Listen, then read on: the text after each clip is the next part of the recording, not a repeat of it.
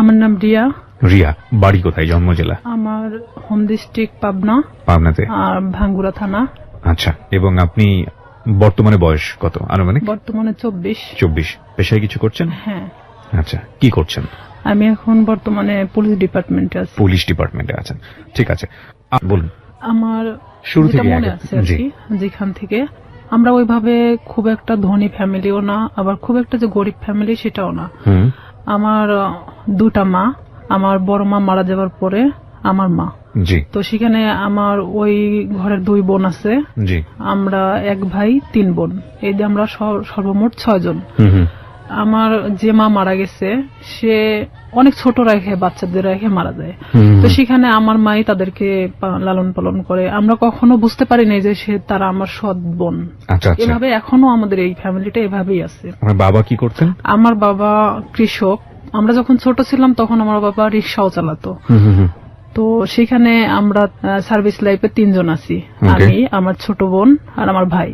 3 জনই আমরা পুলিশ ডিপার্টমেন্টে আছি। আমি বলি গর্বের বিষয় যে আমার বাবা একজন কৃষক কিংবা রিক্সা চালক হিসাবে আমাদেরকে যেখানে নিয়ে আসছে, এটা অনেক বড় বিষয়। নিশ্চয়ই।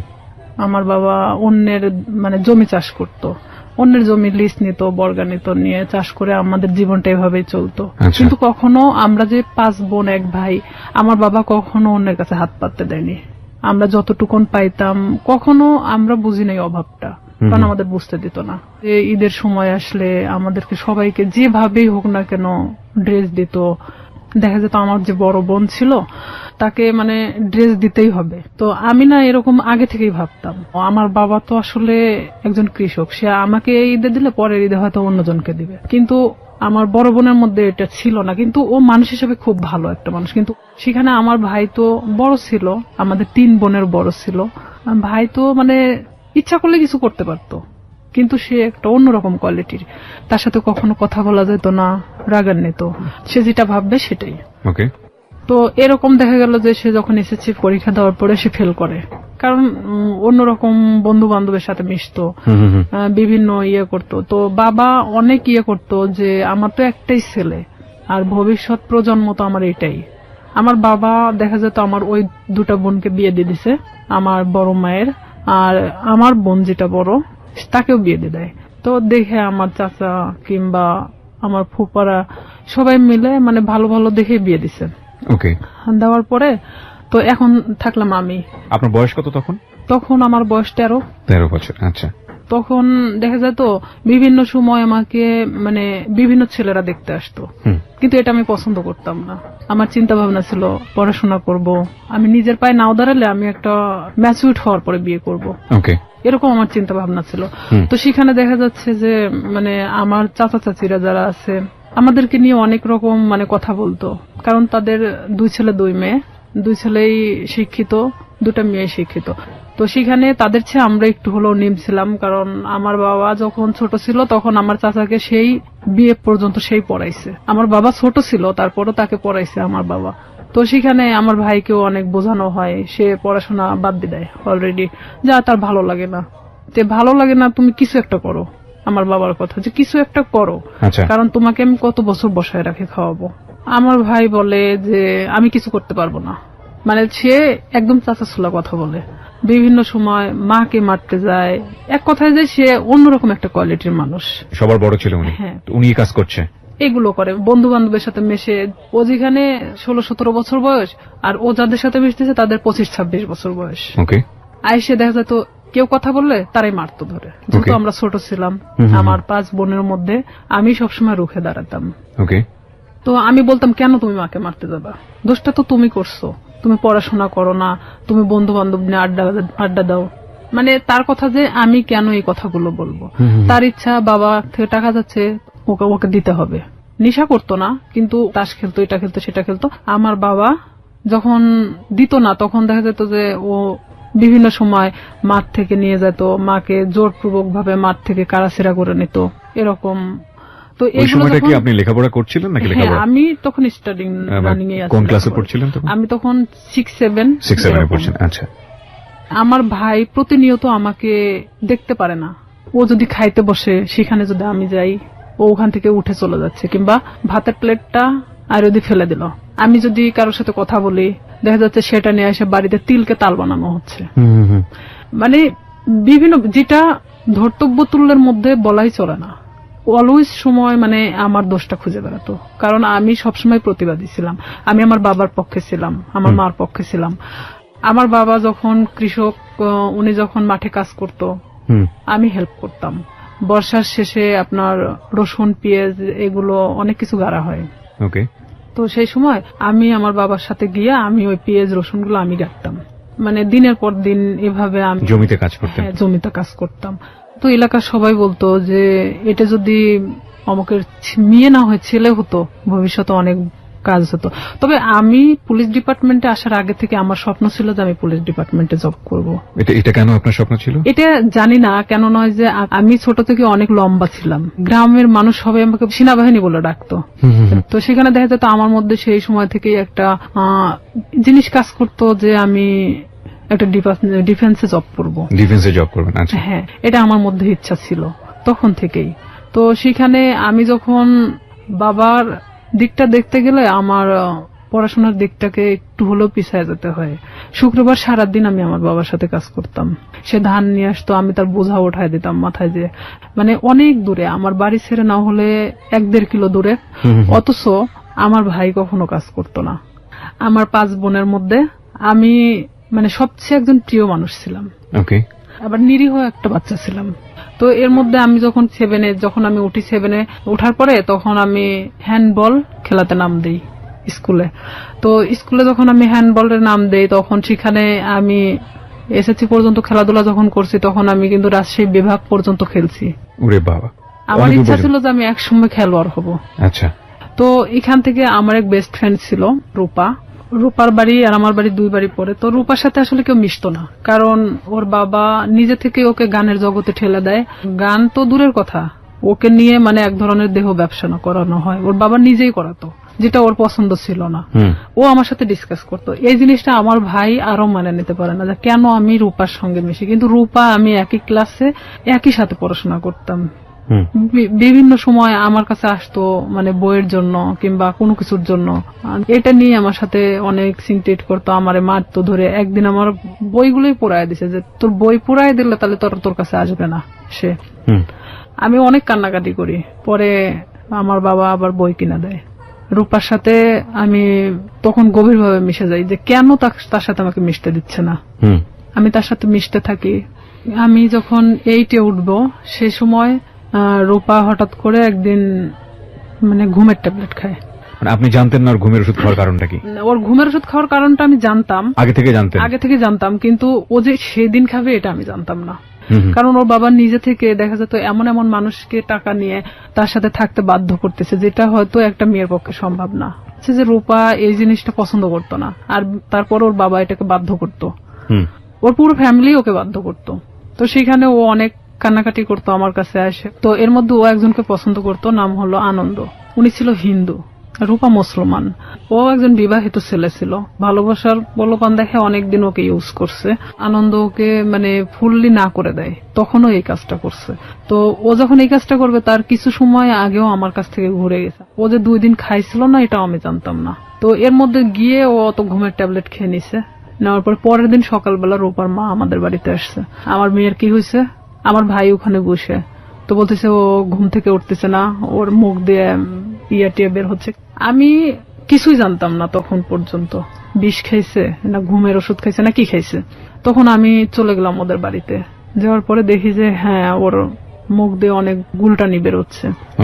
তখন আমি ওকে অনেক জাগানোর চেষ্টা করি, তো জাগে না। পরে আমি জানতামও না যে ও কি খাইছে। তখন ভাবতেছি যে কে আসলে হসপিটালে নিয়ে যাওয়া উচিত। ওর মা ওর বাবা কি করলো, ওকে উঠায় রাস্তায় ফেলে দিয়ে গেল, যে তোর বেস্ট ফ্রেন্ড মারা গেলে তুই দায়ী। তখন আমার ভাই তো আমার ওখানে খুব মারলো। আমার বাবা আমাকে কখনো গায়ে হাত তোলেনি। আমার বাবা অনেক বকাঝকা দিল, গাল দিল, যে কেন অনেকবার নিষেধ করা হয়েছে ওর সাথে মিশতে, কেন মিশলা। তখন আমি এটাও ভাবতেছিলাম যে আসলে আমার ভুল ছিল, কারণ সে কখন কি করে বসবে, তার লাইফে তো এতটাও ভালো মুহূর্ত নাই। তো ওই মুহূর্তের জন্য ভাবতেছিলাম। তো আবার এটাও ভাবতেছিলাম, কোন মানুষের তো জীবনের কারোর সাথে ডিসকাস করা দরকার, সে নাই আমাকেই বেছে নিয়েছিল। তখন আমি অনেক কান্নাকাটি আমি নিজে থেকেও করলাম, যেহেতু আমার ভাই আমাকে মারছে। কোন ক্লাসে তখন আপনি? আমি ক্লাস তখন 8-এ। ক্লাস 8-এ, ওকে। তখন আমি অনেক কান্নাকাটি করার পরে তখন তারপরেও আমি ওকে ছাড়তেছি না, যে ও যদি মারা যায় তাহলে তো এটা তো আমার প্রবলেম হয়ে যাবে। তো আমি আমার বাবাকে অনেক রিকোয়েস্ট করলাম, চলো আমাদের বাড়িতে নিয়ে যাই। এলাকার কিছু ডাক্তার আছে যে ওই যে সাইকেলে করে ডাক্তারি করে বেড়ায়, তো ওনাকে নিয়ে আসা হলো। তখন উনি বলতেছে যে আসলে ওকে হসপিটালে ভর্তি করা উচিত, ওকে এখানে রাখলে মারা যেতে পারে। তখন আমরা নিজে থেকে তাকে হসপিটালে ভর্তি করি। তার 3 দিন পরে সে একটু স্বাভাবিক হয়। তখন আমি ওকে ওখানেই জিজ্ঞেস করি, রূপা কেন তুমি এটা করছো, আর তোমার জন্য তোমার ফ্যামিলি আমাকে হ্যারেস করতেছে। রূপা ও তো তখন খুব একটা ভালো কথা বলতে পারতো না। রূপা বলতেছে যে কেন আমাকে এই ধরনের কাজ করতে বাধ্য করা হয়। তো এখানে এলাকার লোকজনও ওনাদেরকে এক ঘরে করে রাখছিল। যে লোকটার সাথে এটা করা হয়েছিল সে লোকটা এসে ওর বাবার চাপ দিছিল টাকার জন্য, যে যেহেতু তার মেয়ে এটা করবে না তাহলে তো 10,000 টাকা নিছে, টাকাটা তো ফেরত দিতে হবে। ও যখন ঘুমের ট্যাবলেটটা খাইছে, খাওয়ার আগে অনেক মারা হয়েছিল, পুরো শরীরটা ফাটানো ছিল। পরে ও আমাকে বলল যে দেখ আমাকে এভাবে মারছে, আমি কেন বাইসে থাকবো। আর তা আমি ওকে ডিরেক্টলি এভাবে বললাম যে তুই ঘুমের ট্যাবলেট কেন খালি, তুই তো বাইসে আছিস, পারলে মারা যাতিস, তো এভাবে বেঁচে থাকার মারা যাওয়াটা অনেক ভালো না। তো ওরা হলো 2 বোন, সেখানে আমার বাবা যদি 5টা মেয়েকে পালতে পারে, সে কেন 2টা মেয়েকে পালতে পারবে না? তার বাবার জমি আছে, কিন্তু আমার বাবার তো কোনো জমি নাই।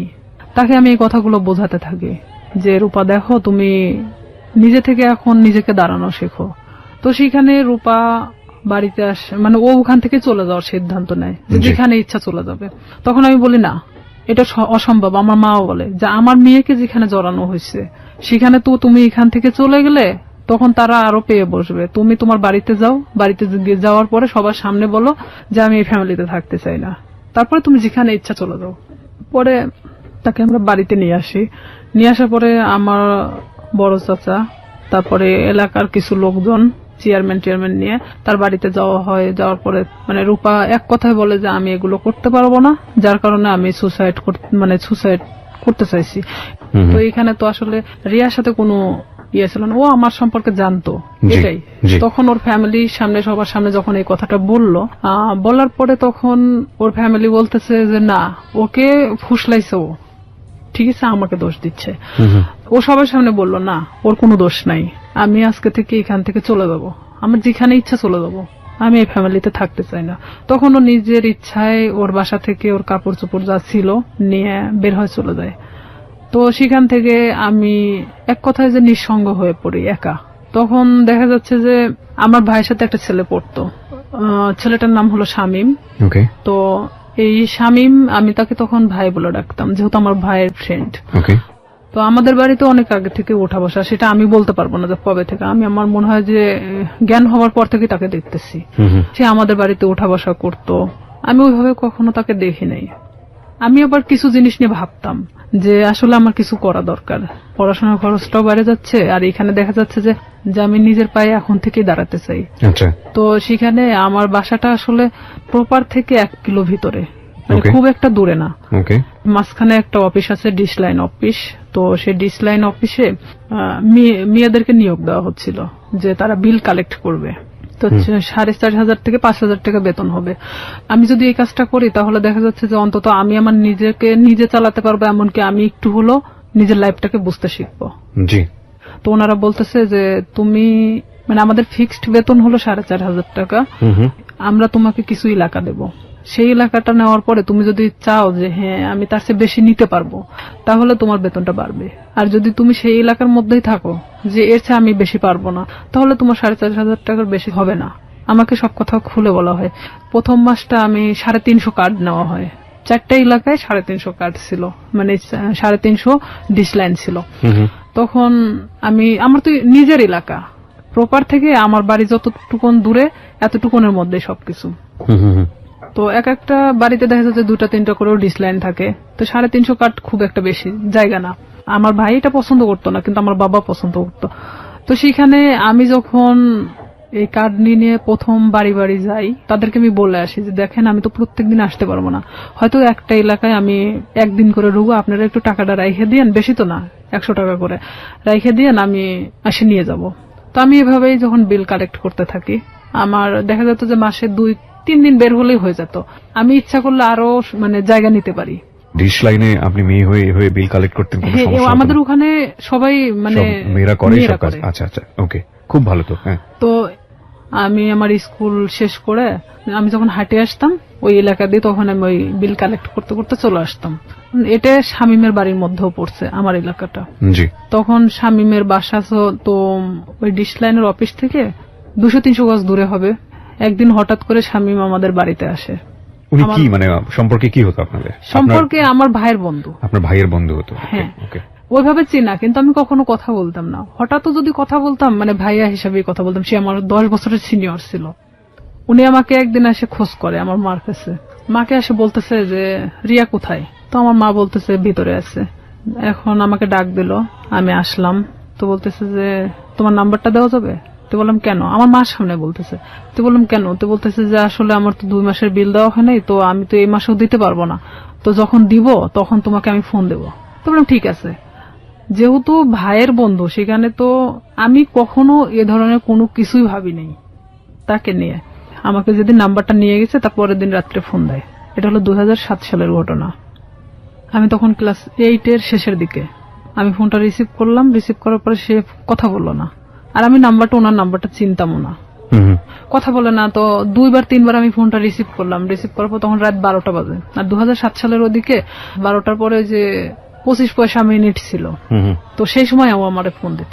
তো ফোন দিত, আমি কথা বলি যে কে কে এরকম বলতাম। আর তখন ওইভাবে আসলে ব্ল্যাক লিস্ট এটা সেটা বুঝতামও না। জি। তো ওইভাবে তো ফোনটা ব্ল্যাক লিস্টও করতে পারতেছি না। এখন আমি তো বারবার বলতেছি কে আপনি, কথা বলেন না কেন? তো হঠাৎ করে অন্য একটা নাম্বার থেকে ফোন দিছে। তো এখন বলতেছে রিয়া আমি শামীম। আমি বলতেছি কোন শামীম? তো বলতেছে যে তুমি আমাকে চেনো না? আমি বললাম না। তো আমি তখন বুঝতে পারছি যে শামীম বলতে তো উনি হবে। তো আমি বলতেছি না, আমি তো ঠিক চিনলাম না, আপনি কে? তো বলতেছে যে আমি তোমার ভাইয়ের বন্ধু। তো আমি বললাম হ্যাঁ বলেন। তো এত রাত্রে ফোন দিচ্ছেন কেন? তো বলতেছে যে তোমার সাথে আমার কিছু কথা ছিল। তা আমি বললাম ঠিক আছে বলেন, সমস্যা নেই। তো বলতেছে যে তোমারে কেউ একজন পছন্দ করে। তো আমি জানতাম, আমার এক ক্লাসমেট ছিল, ওর নাম ছিল হামিদুল। তো ও আমাকে এর আগে ঠিক 4-5 দিন আগে ও আমাকে মানে প্রপোজ করে, যেটা আমি অ্যাকসেপ্ট করি না। না করাতে তো আমি ভাবলাম যে ওরই বাড়ির পাশের, আবার ভাবলাম যে হয়তো ওকে ওই কথাটা বলছে যার কারণে আবার আমাকে এটা জানাচ্ছে। তো আমি বলতেছি আমি জানি যে কে। তো বলতেছে কে? তো বললাম হামিদুল। আমি ওকে পছন্দ করি না, ওকে নিষেধ করে দিন, ও যেন আমাকে এই ধরনের মানে প্রস্তাবনা না দেয়। তখন বলতেছে আমি তো এটা জানতাম না যে হামিদুল তোমাকে পছন্দ করে। তা আমি বলতেছি তাহলে আপনি কার কথা বলতেছেন? তো বলতেছে যে আমি আমার নিজের কথাই বলছি। সে ডিরেক্টলি এভাবে বলতেছে যে আমি আমার নিজের কথাই বলতেছি। সে যখন এইভাবে বলতেছে যে আমি আমার নিজের কথা বললাম, তখন আমি এক মুহূর্তের জন্য চুপ হয়ে গেছি যে সে কি বলে, এটা কি আদৌ সম্ভব যে আমার ভাইয়ের বন্ধু, তারপরে আমার চেয়ে 10 বছরের সিনিয়র। তো আমি সেখানে না বলে দিই, যেটা ভাই কখনোই সম্ভব না। কারণ আপনি বলা চলে যে এটা বড় ফ্যামিলির ছেলে, সেখানে আমি কিন্তু এটাতে রাজি না, আপনি অন্য কোথাও দেখতে পারেন। আমি ডিরেক্টলি ভাবে বলে দিলাম। কারণ তখন পর্যন্ত আমার মধ্যে ইচ্ছা ছিল যে আমি শুধুমাত্র বড়ই হব, নিজের লাইফে এমন কিছু করব যেটা হয়তো সবার কাছে আমি উঁচু গলায় বলতে পারবো যে আমি লাইফে এত কষ্টের পরেও এখানে এসে দাঁড়াইছি। তো সেখানে ওর সাথে আমি ওখানেই শেষ করে দেই কথা। শেষ করে দেওয়ার পর আমি ওকে বলি যে আপনি আমাকে কখনো ফোন দিবেন না, আর যদি ফোন দেন তাহলে কিন্তু আমার ভাইকে বলে দেব। তখনও বলে যে না, বলার দরকার নেই, আমি কখনো ফোন দিব না। পরে আমিও চুপচাপ থেকে যাই, যেহেতু এটা তার আর আমার মধ্যে কথা হয়ে গেছে, আর সে তো আমাকে ফোন দিবে না বলছে। তো পরে যখন ও তার 5 দিন পরে আমারে ফোন দেয়, আমি তখন একটা এলাকাতে ছিলাম, মানে বিলটা ওঠাচ্ছিলাম, সে সময় আমারে ফোন দিছে অন্য একটা নাম্বার থেকে। তার যে কতগুলো নাম্বার ছিল আমি নিজেও বলতে পারি না, তার অনেক নাম্বার ছিল। সে বিভিন্ন সময় বিভিন্ন নাম্বার থেকে আমাকে ফোন দিত। বিভিন্ন ছেলেদের সাথেও কথা বলাতো, মানে হঠাৎ করে একটা অন্য কণ্ঠ। আমি যখন মানে বলতেছি কে আপনি, এটা সেটা জিজ্ঞেস করতেছি, তখন দেখা যাচ্ছে যে আবার ও ফোনটা মানে নিচে নেওয়ার পরে বলতেছে আমি অমুক। তা আমি যখন বললাম যে আচ্ছা আপনি এরকম কেন করতেছেন আমার সাথে, পরে ও এটা নিয়ে বলতেছে যে আমি সিরিয়াস, তোমাকে পছন্দ করি। তো আমি বললাম ঠিক আছে, পছন্দ যখন করেন এটা তো আসলে পছন্দের বিষয় হলো এমন একটা জিনিস থাকে, সেটা হলো যে কিছু জিনিস আছে যে সুন্দর, কিন্তু সেটা আমার জন্য না। ওকে। তো সেখানে আপনি একটা বড় লোক ফ্যামিলির ছেলে, আপনার সাথে সম্পর্ক হওয়া এটা আমার জন্য অনেক ওই ছিঁড়া কাঁথায় শুয়ে লাখ টাকা স্বপ্ন দেখার মতো, এটা কখনোই সম্ভব না। পরেও আমাকে বলে যে না, আমি সত্যি সিরিয়াস বলতেছি, আমি তোমাকে খুব পছন্দ করি। পরে আমি পুরোপুরি সিম কার্ডটাই চেঞ্জ করে দিই, যে তার সাথে সম্পর্ক করা আমার মোটেও পসিবল ছিল না, এটা তো অসম্ভব একটা জিনিস। তখন সে আমাকে নেক্সট বার সে আমার সাথে মানে বাজারে দেখা হয় যখন, তখন আমারে বলতেছে রিয়া বিলটা নিয়ে আসিও। তো তখন আমি বলি যে এখানেই দিয়ে দেন, আমি তো এখানেই আছি, কার্ডটা আমার সঙ্গেই আছে, আপনি এখানেই দিয়ে দেন। তো বলতেছে না আমার কাছে তো এখন টাকা নেই, বাসায় যেও, বাসায় যে নিয়ে আসো। তা আমি তো জানি বাসা তো এমন একটা জিনিস যেখানে সবাই থাকে, বাবা মা ভাই বোন সবাই তো আছে। ওকে। তখন ওনার 3 মাস পেন্ডিং ছিল, যে বিলটা উনি দিচ্ছিল না, ইচ্ছাকৃত ভাবেই সে দিচ্ছিল না। পরে আমি যখন ওর বিলটা আনতে যাই, তো আমি এরকম দরজার সামনে, ওদের রুমটা হলো বেলকুনির সাথে যে দরজাটা আছে, এটা হলো ওর ঘরের রুম, মানে ঘরের যে দরজাটা এটা, আর ভিতর দিয়ে একটা দরজা আছে যেটাতে ওর মা বাবারা ওই পাশ দিয়ে বের হয় সবসময়, আর ও এই পাশ দিয়ে বের হয়। তো আমি তো এখানে গিয়ে দাঁড়াইছি, দাঁড়ানোর পরে আমি যখন নক করি ও বের হয়ে আসে। বের হয়ে আসার পরে তখন আমি কার্ডটা বের করে বললাম যে ভাই বিলটা দেন। তখন আমি জানতাম না ওর বাসায় লোক ছিল না। বিরতি নেব প্রিয় শ্রোতা, এই পর্যায়ে আমরা ছোট্ট একটা বিরতি নিচ্ছি, মাত্র 4 মিনিটের বিরতি। আপনারা শুনছেন close up presence hello 8920 ABC radio FM 89.2 তে। আমি আরজি কিবরিয়া রয়েছে আপনার সঙ্গে, এবং রিয়া আজকে তার জীবনের গল্প এখানে বলছে। রিয়াকে দেখার জন্য বা কোনো কমিউনিকেট করার জন্য, কিছু বলার জন্য আপনারা আসতে পারেন আমার ফেসবুক পেজে। ফেসবুকের ঠিকানা www.facebook.com/kibriya.rj। আমি আবারও বলছি www.facebook.com/KEBRIA.RJ, পেজটি আছে আরজে কিবরিয়া নামে। Please like this page. ফিরে আসছি ঠিক 4 মিনিট পর। আসলে এখানে আরেকটা বিষয় যে ওর 6 বোন, 6 বোনই প্রাইমারি স্কুলের টিচার। তো দেখা যায় যে 9টার পরে ওদের বাসা থেকে ওর মা ওর বাবা ছাড়া কেউ থাকে না, এটা আমি জানতাম আগে থেকে। তো ওর এক ভাই, মানে ওকে দিয়ে 2 ভাই, ওর ছোট যে সে হলো ঢাকাতে কোনো একটা এই কম্পিউটার সফটওয়্যার ইঞ্জিনিয়ার। তো ও ওখানে বাড়িতে তো থাকে না, এখন স্বামী শুধুমাত্র একমাত্র বাড়িতে থাকে। তো আমি তো জানি অবশ্যই ওর বাবা ওর মা তো বাড়িতে আছে, কারণ ওর বোনরা তো সবাই টিচার, সবাই যে যার মতো 9টার পরে বের হয়ে চলে যায়। তো এখানে আমি তো গেছি তখন 11:30 বাজে, সেদিন আমি স্কুলে যাইনি, না যাওয়া তো ওখানে গেছি। যাওয়ার পরে এখন আমি ওর যখন ঘরে নক করি, দরজায় নক করার পর ও বের হয়ে আসে, মানে দরজার ওই ভিতর পারে আর আমি বাহির পারে দাঁড়িয়ে। তো আমি কার্ডটা তো হাতে আমার আছেই বের করানো, আমি তখন কার্ডটা ওনাকে দেখে বলি যে আপনি তো 3 মাস পেন্ডিং আছে, তো আপনি বিলটা যদি দিতেন ভালো হতো, আর না হলে ডিসলাইন মানে ডিসকানেক্ট করা হবে। তো এখন ও বলতেছে ঠিক আছে আমি টাকাটা নিয়ে আসতেছি। ভিতরে গেল, ভিতরে যাওয়ার পরে বের হয়ে আসলো, বের হয়ে আসার পরে আমাকে বলছে দাও কার্ডটা দাও, মানে ওখানে সিগনেচার করা হয়। তো কার্ডটা নিয়েও ভিতরে চলে গেল। তো সিগনেচার তো ওখানে দাঁড়াই করতে পারতো, তারপরেও ভিতরে চলে গেল। আমি কিছু বললাম না, আমি চুপচাপ ওখানে দাঁড়াইছি, যেহেতু আমাকে এর আগে প্রপোজ করছে, সেখানে ওর সাথে আমার ওইভাবে কথা বলার কোনো রুচিও জাগতেছে না, কিন্তু আমি একটা কাজের ক্ষেত্রে দেখা যাচ্ছে এটা আমি বাধ্য। তো সেখানে আমিও চুপচাপ দাঁড়াই আছি। ও ভিতর থেকে আসলো, ভিতর থেকে কার্ডটা রেখে আসছে। তাই আমি বলতেছি ভাইয়া কার্ডটা তো রেখে আসলেন, কার্ডটা নিয়ে আসেন। তো বলতেছে যে আসে নিয়ে যাও, এসে নিয়ে যাও। তাই বললাম এটা কি ধরনের কথা, আমার কার্ডটার প্রয়োজন নেই, আমি চলে গেলাম। তো এই বলার পরে ওই আমার থাপ্পড় দিয়ে মানে হাতটা চেপে ধরে। তো ওর বাসাটা এমন কোয়ালিটির একটা জায়গায়, যদিও প্রপারের মধ্যে, মানে পাশে একটু ফাঁকা জায়গা আছে, ওর আশেপাশে মানে কোনো বাড়ি নেই। তো এখানে ওদের বিল্ডিং করা বাড়ি, ছাদ ঢালাই, আর ঠিক এরকম একটা কোয়ালিটির যে রুমটা খুব একটা বড় না খুব ছোট না, সেখানে দেখা যাচ্ছে যে থাইটে লাগানো। তো সেখানে যদি থাই গ্লাস গুলো লাগানো, তো এখানে যদি ভিতরে একজনকে নিয়ে যাওয়া হয় বাইরে কিছু শুনতে পাবে না। ও আমাকে যখন হাতটা মানে থাপ্পা দিয়ে মানে এভাবে ধরে ফেলে, তখন আমি মানে ওর দিকে একবার তাকাই। ও কি করলো, আমার বাম হাত দিয়ে মানে আমার মুখটা চাপ দিয়ে ধরার পরে এক ধাক্কা দিয়ে মানে ওর ভিতরে, দরজার ভিতরে ঢুকাই দেয়। যেহেতু আমি দরজার সামনে দাঁড়াইছিলাম, তখন আমি ভিতরে যাওয়ার পর আমি বলতেছি যে আপনি কেন এগুলো করতেছেন, এটা কেন করতেছেন?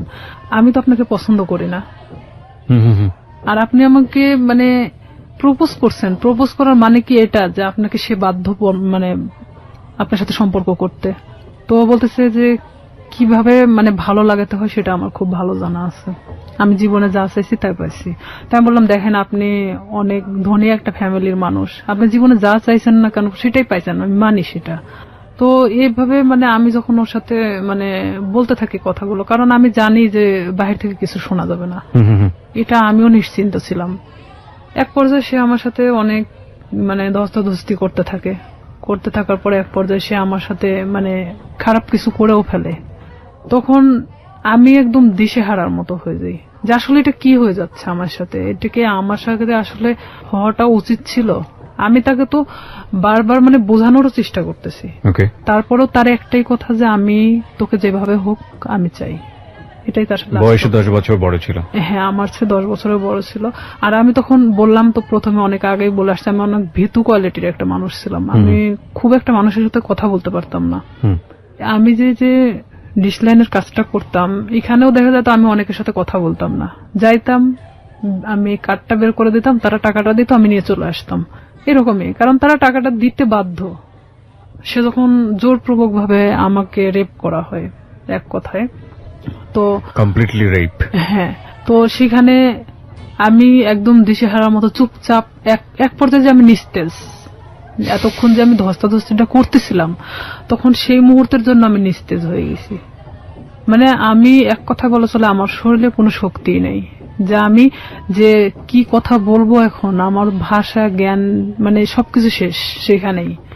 তো ওখান থেকে আমি কোনো রকম বের হয়ে চলে আসি।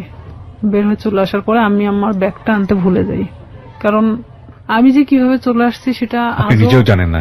আমার মনে হয় যে আমি নিজেও আসলে বলতে পারবো না যে আমি কিভাবে ওখান থেকে আসছিলাম, তবে আমার এটাই মনে হয় যে আমি কোনো না কোনো ভাবে বের হয়ে চলে আসছিলাম। তো সেই মুহূর্তে ও আমাকে আটকে রাখার চেষ্টাও করে নাই, আর আমি বের হয়ে চলে আসছি।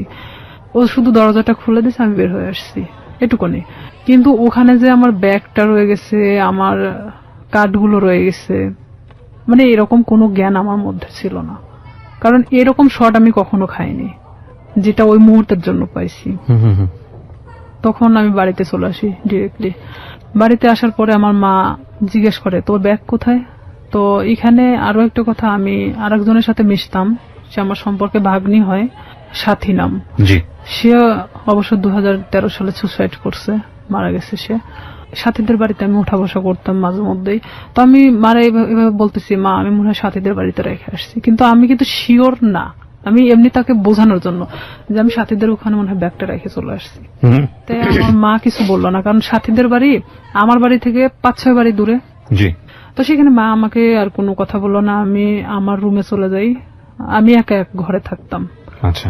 তো আমি আমার রুমে ঢোকার পরে চুপচাপ একা একা কান্না করি, কারণ আমি এই কথাগুলো আমি কারোকে বলতেও পারতেছি না, কারণ এটা সম্ভব না। এখনকার লাইফে হয়তো সম্ভব, কারণ এখন আমরা অনেকটাই বুঝতে শিখছি, অনেকটা প্রতিবাদী হওয়া শিখছি, কিন্তু আজ থেকে 2007 সাল মানে অনেকটা দূরে ছিল।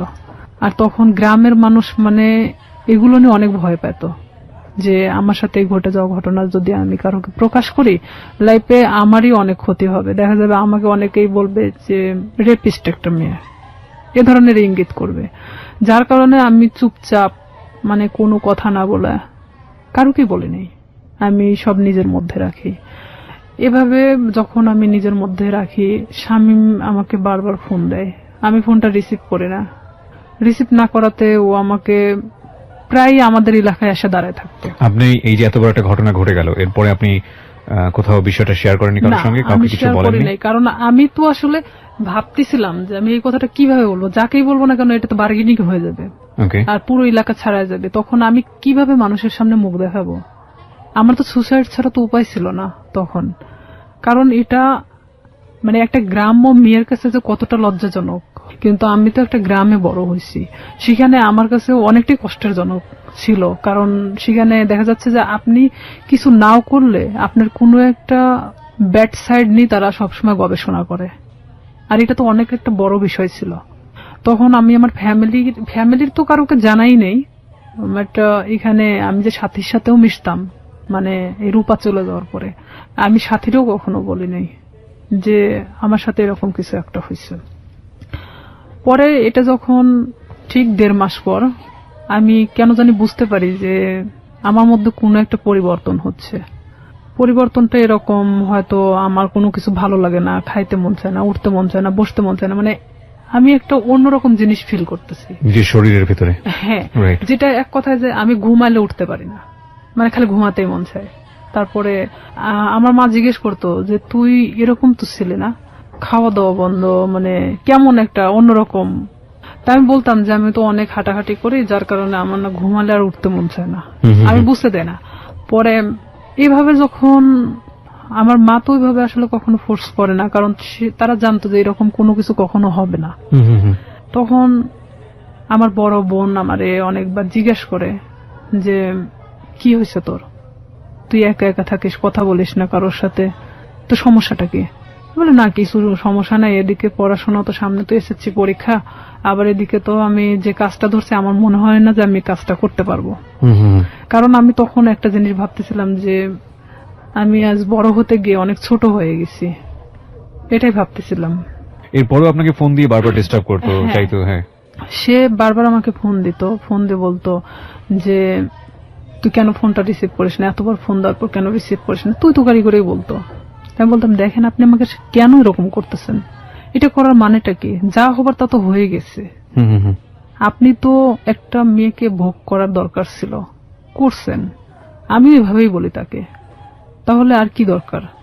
তো সে আমাকে বলে যে না, কিন্তু আপনাকে আমার এই প্রশ্নটা আবারও করতে হবে, এত বড় একটা ঘটনা ঘটে যাবার পরে আপনি বাসায় শেয়ার করলেন না কেন, কাউকে জানালেন না কেন? শেয়ার করিনি আসলে, এটা আমি অনেকটা ভীত ছিলাম, যেহেতু আমার ভাই পূর্বে থেকে আমার সাথে ভালো সম্পর্ক না। এখানে যদি আমি শেয়ার করি দেখা যাচ্ছে যে অনেকটা আমার দিকেই গড়াবে। আচ্ছা, এটাও একটা বিষয় ছিল। আর একটা কথা যে সমাজ, যেটা মানুষ হয়তো আমাকে খারাপ ইন্ডিকেট করবে যে মেয়েটা এরকম হয়েছে, হয়তো আমার প্রফেশনাল লাইফে আমি যেটা হতে চাচ্ছি সেখানে আমি আমার লাইফ নিয়ে সবসময় বেশি ভাবতাম। আমাদের সোসাইটিটাই ফরচুনেটলি এন্ড আনফরচুনেটলি এরকমই, আমরা কোনো ঘটনা ঘটে গেলে সেটা নিয়ে যতটা কেওয়াস তৈরি করি, কেউ কখনো ভেতরে যাওয়ার চেষ্টা করি না। এবং সেটার রিফ্লেকশন ইদানিং ফেসবুকে এত বেশি দেখা যায় যে সামটাইমস উই ফিল অ্যাশেমড, লজ্জিত হই। আমাদের আসলে প্রত্যেকটা জিনিসই একটা জিনিস কি, আমরা যে কথাটা বলি, আমরা যে কাজটা করি বা যাই করি না কেন, সেটা কিন্তু শুধুমাত্র আমি না, আমার ফ্যামিলি, আমার বেড়ে ওঠা, আমার সবকিছুকে ফোকাস করে। আর কোন একটা মানুষের কোন পার্টিকুলার বিষয় ধরে সে বিষয়টা নিয়ে নাড়াচাড়া করা, কাউকে খুব সোজাভাবে মন্তব্য করে দেয়া, বিশেষ করে এই যে রেপের মতো ঘটনাটা, যেটা হলে আমাদের সমাজে সবসময় মেয়েদের দিকে আঙ্গুল তোলা হয়, ভিকটিমের দিকে আঙ্গুল তোলা হয়। এবং দেখবেন যে পত্রপত্রিকায় যখন সংবাদ আসে, আমরা আমাদের সামাজিকতার কথা ভেবে ওই মেয়েটাকে আমরা সামনে আনি না, ফোকাস করি না, তার ছবি প্রকাশ করি না। কেন করি না এই কারণে সামাজিকতায় সমস্যা হবে। তার মানে আমাদের সামাজিকতা কতটা দুর্বল। একজন মানুষ, আমি সম্ভবত ইন্ডিয়াতে এরকম একটা কেস আমি দেখেছিলাম যে সে রেপড হয়েছিল এবং সে ভিকটিম বলতেছিল যে আমি কোথাও ফেস লুকাবো না, আমি টেলিভিশনে গিয়ে সাক্ষাৎকার দেবো, আমি বলবো আমার সঙ্গে এটা হয়েছে ওটা হয়েছে। আমি কেন ফেস লুকাবো, আমি তো কোনো অপরাধ করিনি। আমি বলছি না যে ইন্ডিয়ার সমাজ আমাদের চাইতে অনেক বেশি অ্যাডভান্স, বাট তার চিন্তা ভাবনাটা অনেক বেশি অ্যাডভান্স ছিল। কিন্তু বড় কথা হচ্ছে সে এতটা সাহসী পদক্ষেপ নিয়েছে, ঠিক আছে, কিন্তু এই সাহসী পদক্ষেপ কি সমাজ ভালোভাবে দেখেছে? এবং দেখে না বলেই আমরা যে মেয়েটি রেপ হয় তাকে আমরা ফোকাস করি না এবং করতে পারি না। সো যেটা বলছিলেন আপনি, তারপরে যখন আপনি যে জায়গাটায় ছিলেন যে আপনি ফ্যামিলির কাউকে বিষয়টা শেয়ার করেননি এবং আপনি শরীরের মধ্যে একটা চেঞ্জ পাচ্ছিলেন, ঘুমাচ্ছেন তো ঘুমাচ্ছিলাম। আবার আরেকটা কথা যে আমি আমার প্রফেশনাল লাইফটাকে নিয়ে বেশি ভাবতেছিলাম। এটা আমার ছোট থেকে স্বপ্ন ছিল পুলিশ হওয়ার। আর আমি এটা জানতাম যে কোনো মেয়ে যদি বিবাহিত কিংবা এরকম কোনো তার ঘটনা থেকে থাকে তাহলে সে কখনো পুলিশ ডিপার্টমেন্টে ঢুকতে পারবে না। বিশেষ করে আমি তো কখনো আসলে শামীমকে পছন্দ করতাম না, সে আমার সাথে যেটাই করুক না কেন। আমি ভাবছিলাম যে সাবজেক্টটা ওখানেই ক্লোজ, আমি নিজে থেকে ওখানে শেষ করে দিছি। কারণ আমার সুসাইড করার কোনো ইচ্ছা ছিল না। আমি কারোর কাছে রেপ হয়েছি তার মানে এই নয় যে আমি হারে গেছি, এটা আমার মধ্যে ছিল না যে আমি সুসাইড করব। আমি কখনো হারতে শিখি নাই, যেখানে গেছি না কেন আমি যদি কষ্ট করে হলো সেটাকে আমি অর্জন করছি। তো সেখানে দেখা যাচ্ছে আমি আমার চেঞ্জের বিষয়টা, যে আমি নিজের মধ্যে মানে কোনো কিছু ফিল করতেছি যে আমি খাওয়া দাওয়া এটা সেটা আমার খুব প্রবলেম হচ্ছে, তখন আমি নিজেই মানে এটা নিয়ে ভাবতে থাকি। তখন কেন জানি মনে হয় যে আচ্ছা শামীম তোমার সাথে এটা করছে, আর আমি আসলে প্রেগনেন্ট বিষয়টা বুঝতাম না তখনও, যে কিভাবে এটা মানে প্রেগনেন্ট হয়। জি। তখন আমি আমার পাশের বাড়ির এক ভাবিরে জিজ্ঞেস করি, আচ্ছা মানে কথায় কথায়, তার সাথে আমি অনেক ফ্রি ছিলাম, জিজ্ঞেস করি যে ভাবি আমি তো অনেক কিছুতেই আসলে জানার চেষ্টা করি, তো আসলে একটা মেয়ে প্রেগনেন্ট হয় কিভাবে? তো বলতেছে বিয়ে কর তারপর বুঝবি। আমার সে হাসতে হাসতে এই কথা বললো। তো বললাম যে আপনি তো ভাবি, তো আপনি না বললে আমরা শিখবো কোত্থেকে? আমি আবার তাকে হাসতে হাসতে এই কথাটা বলি। তো বলতেছে যে এরকম মানে মেয়েদের তো প্রত্যেক মাসে যে ইয়াটা হয়, এটা যদি দেখা যাচ্ছে যে কারোর সাথে মানে তার হাজবেন্ডের সাথে মেলামেশা করার পরে যদি না হয় তাহলে সে প্রেগনেন্ট। তখন আমি যখন ওখান থেকে এই কথাটা শুনছি, আপনি বিশ্বাস করবেন না, আমি মনে হয় এক মুহূর্তের জন্য এই পৃথিবী ছেড়ে চলে গেছি। যা আমিও তো ঠিক 1.5 মাস হলো এরকম অবস্থাতে আসছি, আমারও তো এটা হয়নি, তার মানে কি আমি প্রেগনেন্ট? এটা আমি এখন কিভাবে এটাকে লুকাবো? কারণ এতক্ষণ পর্যন্ত যা ঘটে গেছিল সেটা লুকানো সম্ভব ছিল, বাট এটা এখন আমি কিভাবে লুকাবো? এটা কি আদৌ সম্ভব? আর তখন এক মুহূর্তের জন্য মনে হচ্ছিল যে আমার চেহারার মধ্যে একটা অন্যরকম ছাপ নামে আসে। তখন আমার ওই ভাবি বলতেছে তোর কি হয়েছে? আমি বললাম না আসলে শরীরটা কয়েকদিন ধরে ভালো লাগতেছে না, অটোমেটিক কেন জানি মনে হচ্ছে প্রেশারটা নামে গেছে। তো আমি তো ওখানে বসে পড়ি, প্রায় আমি আধা ঘন্টার মতো বসে মানে নিজে ভাবতে থাকি। আর আমার শরীরটা এত ঘামতেছিল, মানে এক কথায় যে আমি মৃত মানুষের মতো বসে আছি। তো তখন ভাবি যে এটাকে আমি কিভাবে সমাধান করব, আমি কিভাবে আমার ফ্যামিলিকে বলবো এখন, যেটা 1.5 মাস আগে ঘটে যাওয়া ঘটনা। আর এর মধ্যে কন্টিনিউ ও আমার সাথে এরকম যোগাযোগ রাখার চেষ্টা করে, কিন্তু আমি রাখি না। তখন ইচ্ছাকৃতভাবে আমি ওকে ফোন দেই ব্যাপারটা আসলে জানানোর জন্য যে এটার কি কোনো সমাধান আছে কিনা, যদি হয় নিজে থেকে সমাধান করার মতো। কারণ আমি চাই না যে আমি আমার লাইফে কখনো থেমে থাকি কারোর জন্য। তখন ওকে আমি যখন ফোন দিয়ে বলি যে শামীম আমি তো এরকম, আর এটা বিষয় তো আমি জানতামও না, তুমি তো আমার চেয়ে 10 বছরের সিনিয়র, তুমি যে আমার সাথে এটা করছো, যেটাই করো না কেন তুমি আমাকে বলতে পারতা যে এরকম হওয়ার সম্ভাবনা আছে, তুমি সেটাও আমাকে বলো নাই। তো এখন বলতেছে যে এখন তুই কি করবি সেটা তুই জানিস, সেটা আমি জানি না। তখন থেকে totally or SIM card of, মানে যখন আমি ব্যাপারটা ওকে জানাই তখন থেকে ওর সিম কার্ডটা টোটালি অফ করে দেয়। আমরা আরেকটা বিরতি নিচ্ছি রিয়া, তারপর সিমটা বন্ধ। হ্যাঁ, সিমটা তখন বন্ধ ছিল। আমি অনেক চেষ্টা করি, আমি সারা রাত চেষ্টা করি, কারণ সেই ছিল একমাত্র আমার লাইফের ঘটনা জানে, যেটা তার সাথে ঘটে যাওয়া। কোনো ক্রমে যদি আমাকে এটা থেকে মানে রেহাই দিত তাহলে হয়তো আমি আমার সামনের লাইফটা হয়তো ভালোভাবে কাটাতে পারতাম। কারণ আমি গ্রাম্য মেয়ে হিসেবে আমি এটা কখনোই মানে ফ্ল্যাশ করতে পারতেছিলাম না, এটা আমার কখনো সাহসে কুলায় উঠতেছিল না। ওকে, যখন ওকে আমি বারবার ফোন দিতে থাকি, ওর ফোনটা সুইচ অফ তো সুইচ অফে, কোনো প্রকার ওকে আমি যোগাযোগ করতে পারতেছি না। তখন আমি ভাবলাম যে কোনো ভাবে এটা আমাকে পদক্ষেপ নিতে হবে। তখন পরের দিন সকালবেলা মানে আমি পুরোটাই আনবো না, এক কথায় যে মানে পাগল বলা চলে, আমার মা খাইতে বললো আমাকে, আমি না খেয়ে বের হয়ে গেলাম বাড়ি থেকে। হসপিটালের সামনে বসে আছি, কিছু ডিসপেন্সারি আছে সামনে বসে আছি, ওখানে বসে বসে ভাবতেছি যে আসলে কি করা যায়। ভাবলাম যে আচ্ছা এটা আমি টেস্ট করাই নেই আগে, যে আসলে কি আমি প্রেগনেন্ট কিনা, অযথা এটা নিয়ে আমি কেন ভাবতেছি, নিজে পরীক্ষা করে দেখি। তো এখানে যে প্রেগন্যান্সি টেস্ট করানোর জন্য আপনার যে টেস্ট টিউব যে কাঠিগুলো পাওয়া যায়, ভাবতেছি যে আমি দোকানে কিনতে গেলে তারা ইভেন কি ভাববে আমি একটা অবিবাহিত মেয়ে, তো সেখানে আমি কেনই বা ওটা চাইতে যাব। আর যেহেতু আমার এলাকার লোক সবাই, তো সেখানে আমি গিয়ে বলতেছি দোকানদারকে, এমন ভাবে বলতেছি যে ওটা আসলে আমার না। তখন আমি বলতেছি আঙ্কেল একটা ওই টেস্ট টিউব ওই কাঠিগুলো দেন তো। তো বলতেছে কার জন্য? তো বললাম আমার এক চাষির জন্য। বলতেছি একটু তাড়াতাড়ি দেন। মানে এমন আমি উৎসাহী দেখাচ্ছিলাম যে আমি আসলে এটার প্রতি কোনো চিন্তা করতেছি না, জাস্ট আমাকে কেউ কিনতে দিছে এরকম ভাব। তো আমি ওটা নিয়ে বাড়ি চলে আসি। বাড়িতে আসার পরে আমি বাথরুমে গিয়ে আমি টেস্ট করাই। টেস্ট করানোর পরে দেখি যে হ্যাঁ আমি প্রেগনেন্ট। আমি মানে নিশ্চিন্ত সেখানে, পরে মানে আমি আর উঠে দাঁড়াতে পারতেছি না। যতটা মানে এটা নিয়ে নিশ্চিন্ত হচ্ছি, এতটা মানে আমি নিজে থেকে মানে নর্মাল হয়ে পড়তেছি। যেহেতু আমি এটা নিশ্চিত হতে পারছি, এখন এটাকে কিভাবে সমাধান করতে হবে সেটা ঠিক আমাকেই করতে হবে।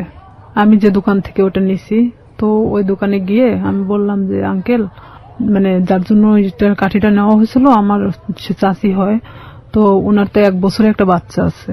তো আসলে এটা সত্যি যে আমাদের চাচিমার 1 বছরে একটা বাচ্চা ছিল। আমি বলতেছি ওনার তো 1 বছরে একটা বাচ্চা আছে, তো উনি আবার তো প্রেগনেন্ট, তো উনি এটাকে অ্যাবর্শন করাতে চাচ্ছে। তো বলতেছে কয় মাস? তো বললাম যে সঠিক তো আমি জানি না। তো বলতেছে যে তুমি শুনে আসিও, তাহলে সে অনুযায়ী মানে বলা যাবে। তো আমি সেই মুহূর্তের জন্য ভাবলাম যে আসলে এটা আমার একদিন ওয়েট করাটা উচিত, যেহেতু এখানে পুরোটা আমি নিজেকে এড়ানোর চেষ্টা করতেছি। পরের দিন সকালে আবার যাই, যাওয়ার পরে বলতেছি যে আমার কাছে বলা হয়েছে 1.5 মাস। তো বলতেছে যে 1.5 মাস হলে আসলে তো আসলে এইভাবে তো এগুলো খুব সেন্সিটিভ একটা জিনিস, অনেক রিস্কি হয়ে যায়। তো থাক না, 1 বছরে যেহেতু বাচ্চা আছে এটা থেকে যাক, সমস্যা কি? তা আমি বলতেছি আসলে আমার চাচাও তো খুব একটা ভালো দেখে না, তো ওই ক্ষেত্রে আসলে চাচি চাচ্ছে না যে বাচ্চাটা রাখুক। তো এইখানে আমি বলতেছি না, আসলে আমাকে তো খুব জোর করে বলছে যে বাচ্চাটা সে রাখবেই না। তো সেখানে যদি আপনি পারতেন ওষুধটা দিলে উপকার হতো। তো আমি আসলে সেভাবে উৎসাহ দেখাচ্ছি না, কারণ এখানে দেখাতে গেলে দেখা যায় যে নিজেরটা একটু মানে বেশিটা বাড়ায় আসে। তখন আমি 2-3 বার রিকোয়েস্ট করার পরে তো বলতেছে যে আসলে এটা তো কোনো খুব হাই রিস্ক, তো প্রেগন্যান্সি থেকে থাকে তাহলে কি উনি নিশ্চিন্ত? তো বললাম হ্যাঁ নিশ্চিত যে প্রেগন্যান্ট উনি। ওষুধ আমাকে দিল, দেওয়ার পর বলতেছে এই ওষুধগুলো ওনাকে 4টা ওষুধই একসাথে খেতে বলবেন, 12 ঘন্টার মধ্যে এটা অ্যাবর্শন হয়ে যাবে, কিন্তু ব্লিডিং হতে থাকবে। এটা কিন্তু ওনাকে ব্লিডিংটা নিয়ন্ত্রণ করার জন্য তাকে কিন্তু ট্রিটমেন্ট নিতে হবে, আমাকে এই কথা বললো। আমার চিন্তা যে আমি খাওয়ার পরে যদি অ্যাবর্শন হয়ে যায় তারপর আমি মারা গেলে যাক, বাঁচিমরি ওটার কোনো সমস্যা নেই। হ্যাঁ, আমি তখন চিন্তা করতেছি যে যেটাই হোক না কেন আমি যে কোনো ভাবে বোঝাতে পারবো তাদেরকে যেটা আমার নর্মালি এটা আমার হয়ে গেছে। তখন আমি বাড়িতে চলে আসি। বাড়িতে আসার পরে আমি এই জিনিসটা রাত্রেবেলা খাই। খাওয়ার পরে আমার ঠিক রাত 12টা 12:30টার দিকে আমার পেটে অনেক পেন করে, অনেক ব্যথা করতেছিল। আমি কিছুতে মানে ঠিক থাকতে পারতেছিলাম না। এদিকে আমি তো আমার একা এক রুমে থাকি, আমি অনেক কান্নাও করতেছিলাম, কিন্তু কারোকে আমি বুঝতে দিচ্ছিলাম না তাহলে কতটা কষ্ট পাচ্ছিলাম ওই মুহূর্তের জন্য। তারপরেও আমি বারবার শামীমরে ফোন লাগাচ্ছিলাম যে এখনো যদি ওকে আমি ফোনে পাই। ওকে আমি কোনো মতে ফোনে পাচ্ছিলাম না। মানে আপনি কি করবেন? ওকে তো আপনি লাভও করতেন না। আমার রাগ হচ্ছিল প্রচন্ড, যার কারণে আমি ওরে ফোন দিচ্ছিলাম। পরে এভাবে যখন রাত 12টা 12:30টার দিকে আমি বুঝতে পারি যে হয়তো আমার ইয়াটা হয়ে গেছে, তখন আস্তে আস্তে আমার ব্যথাটা কমে আসছিল। আমি যখন বিছানা থেকে উঠে দাঁড়াইছি আমার পুরো এতটাই ব্লিডিং হয়েছে যে বলা চলে যে অনেকটা, কথা বলতে পারতেছি না। পাশের রুমে আমার বড় বোন থাকতো, তো আমার বড় বোনকে একবার ডাক দিলাম, তারা তো গভীর ঘুমে আছে। 2-3 বার ডাক দেওয়ার পরে শোনার পর বলতেছি কি হয়েছে? তো বললাম আমি না খুব অসুস্থ। তা আমি শুধু দরজাটা খুলে দিয়ে চলে আসলাম। আসে আমি মানে কোনো মতে ঠিক থাকতে পারতেছি না, মানে আমার পেটের ব্যথাটা নাই, বাট এত পরিমাণ ব্লিডিং হচ্ছে যে আমার শরীর থেকে বলা চলে যে সব রক্ত বের হয়ে গেছে। পরে আমার বড় বোন, ও তো তখন প্রেগনেন্ট ছিল, পুরো প্রেগনেন্ট, তখন বাচ্চা হওয়ার জন্য আমাদের বাড়িতে আসছিল। আমার যে ব্লিডিং হচ্ছে মানে এটা তো অনেক নার্ভাস ছিল যে কেন এটা হলো। তখন ও দৌড়ে গিয়ে মাকে ডাকে, মায়ের রুম থেকে মা উঠে আসে, আমার বাবা উঠে আসে, আমার ভাইও আসে। তখন আসে বলতেছে হঠাৎ এরকম কেন হলো। তো এখানে আমি বললাম আমি জানি না, আমি তো ঘুমাচ্ছিলাম, হঠাৎ আমি এটা মনে হলো যে আমি বাথরুমে যাব, তো ওঠার পরে দেখি যে এই অবস্থা, কিন্তু কেন হয়েছে আমি বলতে পারি না। এই বলার পরে মানে আমি অনেক মানে থরথরে কাঁপতেছিলাম, কারণ আমার শরীরে কোনো রক্ত নাই।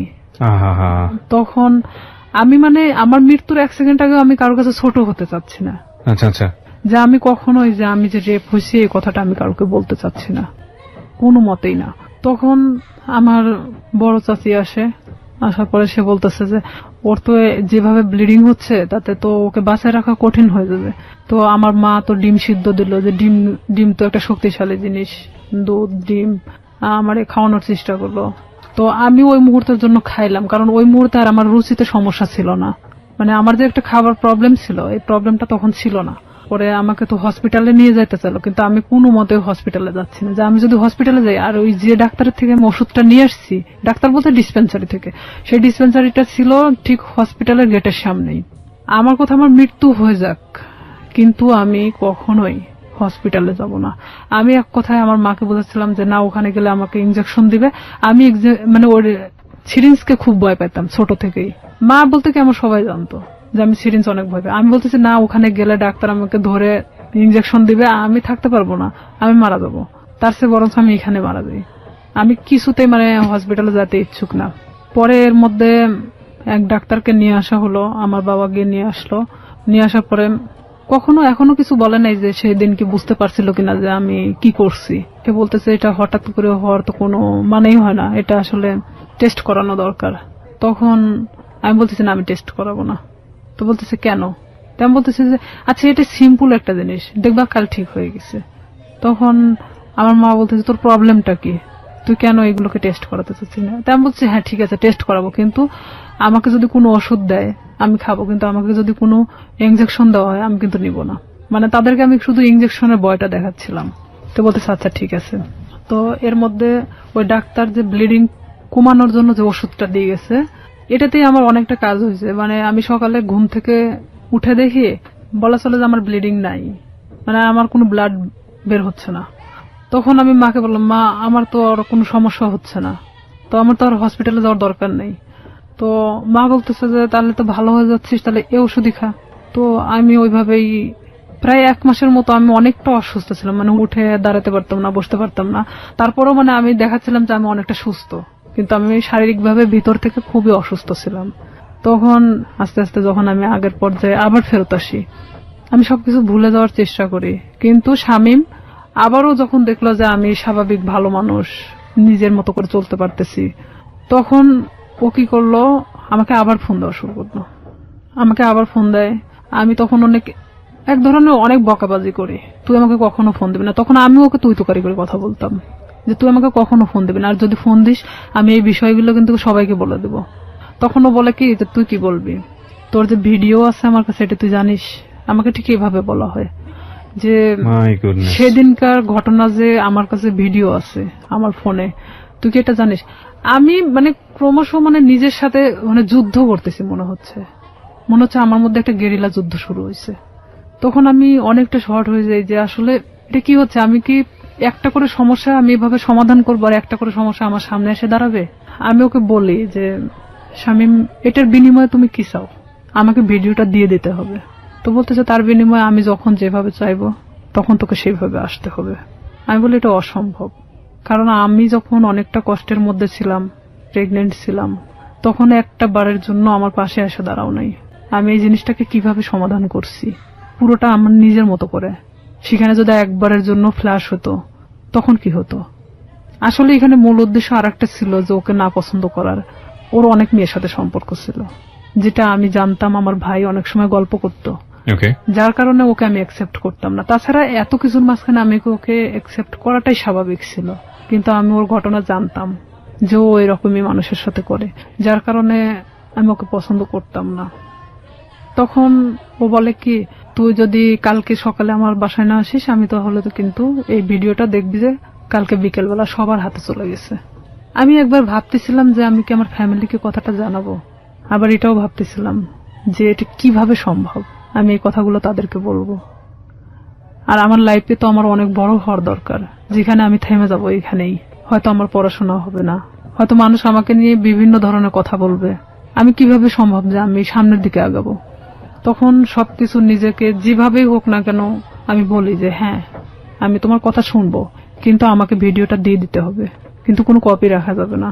তো আমাকে বলে যে ঠিক আছে আমি দিয়ে দিব, কিন্তু কিছুদিন পর, আগে দেখি যে তোমার মতিগতিটা কি। তখন নেক্সট টাইম আমি ওর বাসাতে আরেকবার যাই। যাওয়ার পরে তখন আমি বিভিন্ন কৌশলে চেষ্টা করি ওর থেকে ভিডিও, আমি ওকে বোঝাতে চাই যে আসলে এক পর্যায়ে ওকে আমি পছন্দ করে ফেলছি।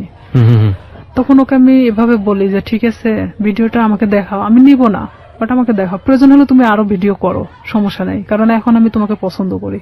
আমি তাকে ঠিক এভাবে বোঝাচ্ছিলাম যে আমি ভিডিওটা যে কোনো কৌশলে নিতে চাচ্ছিলাম। তখন এক পর্যায়ে ওর বাসাতে আমি 2 থেকে 3 বার যখন যাই, যাওয়ার পরে ওর এক ধরনের হয়তো বিশ্বাস হয়ে যায় যে আমি হয়তো তাকে পছন্দ করি এখন। তখন সে কি করে, ভিডিওটা একদিন আমাকে দেখাচ্ছিল, মানে তো সেদিন ওর বাসাতে ওর মা আছে, কিন্তু আমি পিছন দরজা দিয়ে ঢুকছি, আমাকে কখনো ভিতরে কথা বলতে দিত না। তো ভিডিওটা যখন আমি দেখছিলাম, ওর মা তখন মানে রুমে নক করতেছিল, তখন ও আমাকে বলে কি যে তুমি ওই পাশে ওয়ার্ডরোবের ওই পাশে দাঁড়াও, আমি দরজাটা খুলি।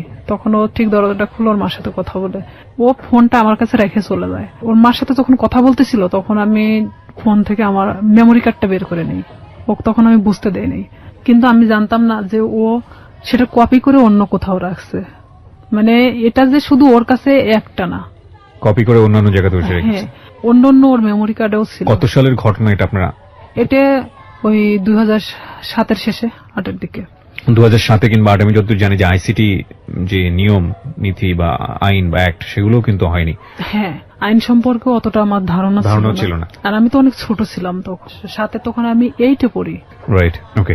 কপিটা নিয়ে আসার পরে ও তখন যখন মানে ফোনটা দেখছে যে ওর ফোনে মেমোরি কার্ড নাই, তখন আমি চলে আসার পরে দেখছে যে ওর ফোনে মেমোরি কার্ড নাই। তখন আমারে বলতেছে যে তুমি কি মনে করো নিজেকে খুব চালাক, আমাকে এভাবে বলতেছে। আমি বললাম কেন? তো বলতেছে যে তুমি মেমোরি কার্ডটা খুলে নিয়ে গেছো। আমি বললাম যে আমি তখন ঠিক এভাবেই বলি, আমি এটার অপেক্ষাতেই ছিলাম। তো বলতেছে তোমার ধারণা কি করে হলো যে আমার কাছে একটা থাকবে, আমি যেটা তোমাকে দেখাচ্ছিলাম সেটা কপি ছিল, আমাকে এইভাবে বললো। ও কি সত্যি সত্যি ভিডিওটা করেছিল? হ্যাঁ, ছিল। ওকে। তারপরে আমি ওটা নিশ্চিন্ত হওয়ার জন্য দেখলাম, এই মেমোরি কার্ডটা আমার ফোনে তুললাম, তুলে দেখি যে হ্যাঁ, সেই দিনের যে ধস্তাধস্তি ঘটনাটা ছিল সেটাও পুরোটাই ওর প্ল্যান মাফিক ছিল। ওকে। তখন ওর ফোনটা যে ওর ওয়ার্ড্রোপের উপর মানে ভিডিও হচ্ছে এটা আমি জানতাম না তখনকার জন্য। তখন আমি যখন মেমোরি কার্ডটা বাথরুমের মধ্যে ফেলে দেওয়ার পর আমি ভাবি যে এটা নিশ্চিন্তে শেষ। কিন্তু যখন আমাকে ফোন দিয়ে কথাগুলো বলা হয় যে তুই কি জানিস যে এটার আর একটা কপি আছে, তখন আমি না অনেকটা আবার হয়ে যায় যে আমি এখন এর প্রতি আবার কিভাবে বিশ্বাস ধরাবো। আর না হলে তো সে আমাকে এইভাবেই ব্যবহার করতে থাকবে সারাটা জীবন। কারণ তখন আমি বলতাম যে তাহলে তুমি আমাকে বিয়ে করো, যেহেতু তোমার আমাকে দরকার, তাহলে তো আমি তোমাকে ছেড়ে চলে যাচ্ছি না। দেখুন, একটা মানুষ তার সামাজিক সম্মান বাঁচানোর জন্য কত বড় কত ভয়াবহ রকমের রিস্ক নেয়, অথচ আমরা একটা মানুষের সুযোগ পেলেই তার সামাজিক সম্মানকে জেনে না জেনে কিভাবে ক্ষতিগ্রস্ত করি।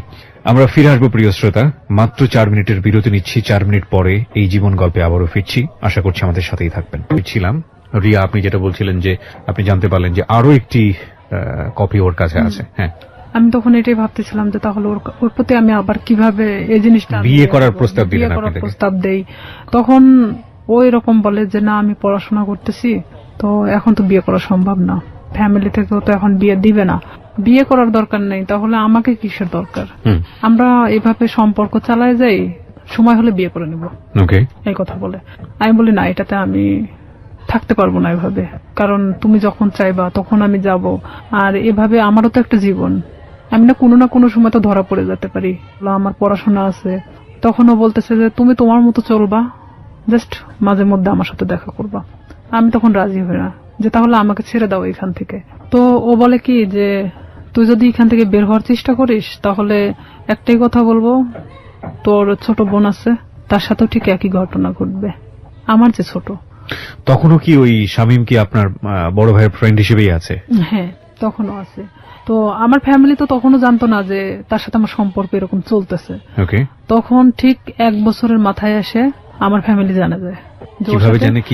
কিভাবে জানলো, মানে আমি যে ফোনে কথা বলতাম, শামীমের নাম্বারটা আমার ফোনে অন্য নামে সেভ করা ছিল, একটা মেয়ে নামে সেভ করা ছিল, মেয়েদের নামে। আমি ফোনটা রেখে গোসল করতে যাই, আমাদের তো বাড়িটা নদীর পাশে, তো নদীতে গোসল করতে যাই, তখন আমার বড় বোন ফোনটা দেখতে দেখতে শামীমের নাম্বারটা, মানে সে দেখে ভাবে যে এই নাম্বারটাও সম্ভবত আমার ভাইয়ের ফোনেও দেখছে। আচ্ছা।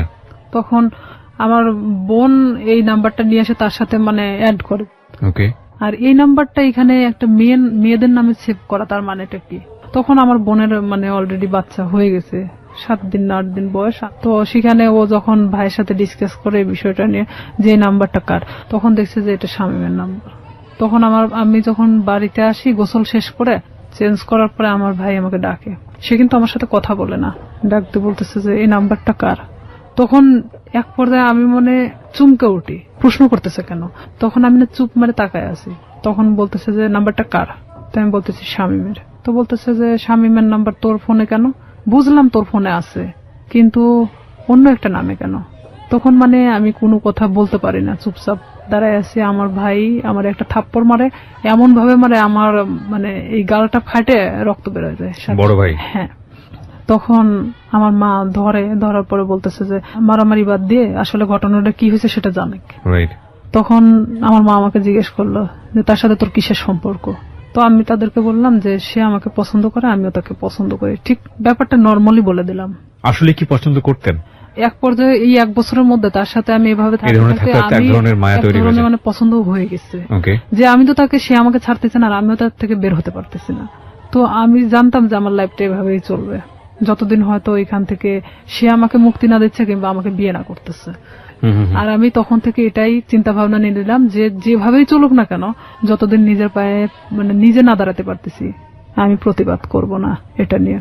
তখন আমার ভাই আমাকে অনেক মারার পরে বলতেছে তুই জানিস ওর সম্পর্কে? আমি বললাম যে হ্যাঁ আমি জানি। তো বলতেছে যে কি জানিস তুই? তো বলতেছি যে ও যে অনেক মেয়ের সাথে সম্পর্ক ছিল কিন্তু এখন তো নাই, ও আমাকে সবকিছুই বলছে। তো বলতেছে যে ওর যে এখনো রীতা নামে একটা মেয়ের সাথে সম্পর্ক আছে তুই জানিস? তা আমি বললাম যে হ্যাঁ আমি জানি, আমি কিন্তু কিছুই জানি না। তারপর আমি স্বীকার করতেছি যে হ্যাঁ জানি। তো বলতেছে যে তোকে কি বলছে? তাই আমি বললাম যে হ্যাঁ তার সাথে নাকি সম্পর্ক ছিল এখন নাই। তো বলতেছে ও যে গত পরশুদিনও আমার সাথে গিয়ে দেখা করে আসলো রীতার সাথে, তোকে এই কথাটা বলছে? আমার ভাই কিন্তু নর্মালি আমাকে এভাবে জিজ্ঞেস করতেছে। তাই আমি বলতেছি হ্যাঁ আমাকে বলছে। তো আমি আসলে তাদের মধ্যে তাল পাকায় দিচ্ছিলাম এরকম যে শামীম যদি আমাকে বলে থাকে তাহলে রীতার সাথে কেন সম্পর্ক? তাহলে শামীম আমার সাথে তাহলে এ ধরনের কি ধরনের খেলা খেলতেছে? তখন আমার ভাই বলে যে তুই আরো একটা বিষয় শুনে রাখ, শামীমের সাথে তুই সম্পর্ক রাখিস না। যতই আমি তোকে মারধর করে যাই করি না কেন, তারপরেও তুই আমার বোন। ও আমাকে মারার জন্য তোকে বাঁচা নিছে। আমি বললাম কেন? তো বলতেছে যে একটা বিষয় নিয়ে ওর সাথে আমার গন্ডগোল হয়েছে, যার কারণে ও আমাকে এমন ভাবে মারতে চাচ্ছে যেটা মৃত মানুষের চেয়েও অন্যরকম একটা ইয়া।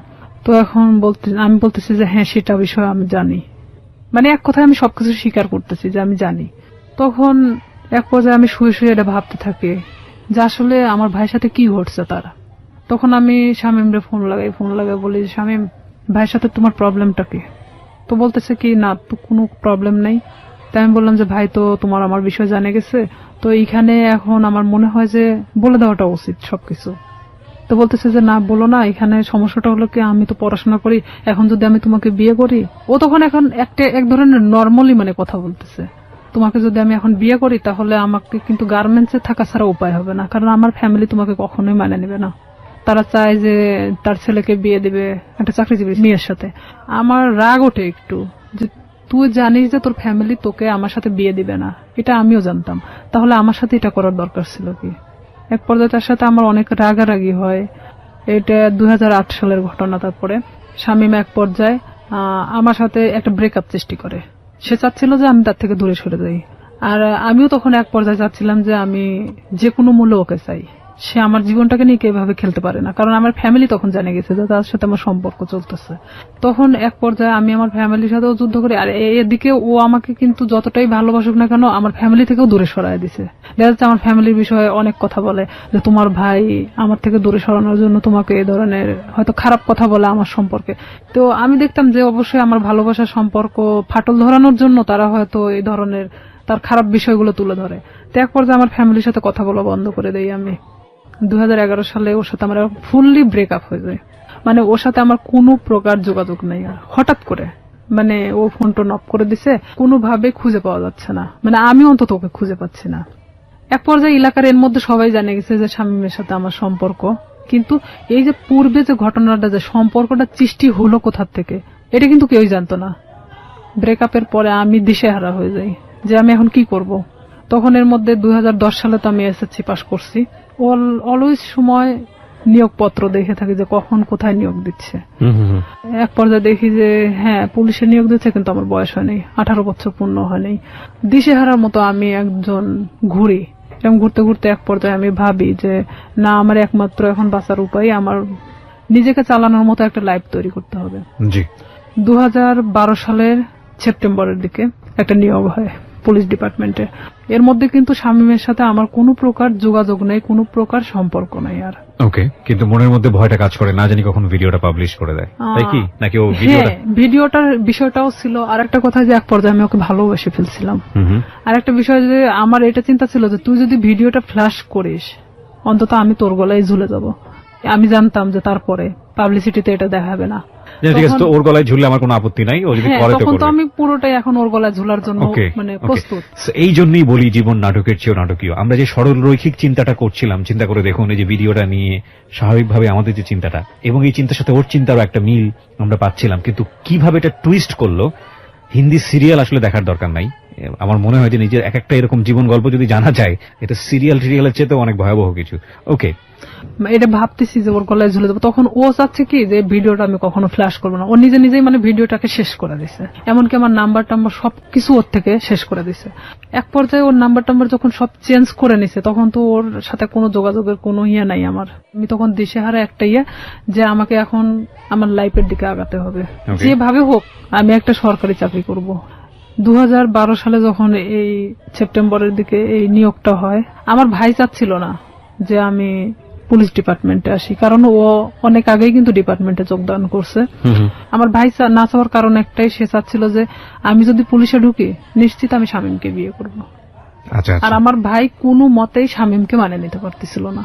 তাতে আমাকে ত্যায্য করতে তারা রাজি আছে, কিন্তু শামীমকে কোনো মতে তারা মানতেছে না, কারণ ও এর আগেও আমার ভাইয়ের জানা মতো অনেক মেয়ের সাথে এই ধরনের ঘটনা ঘটাইছে।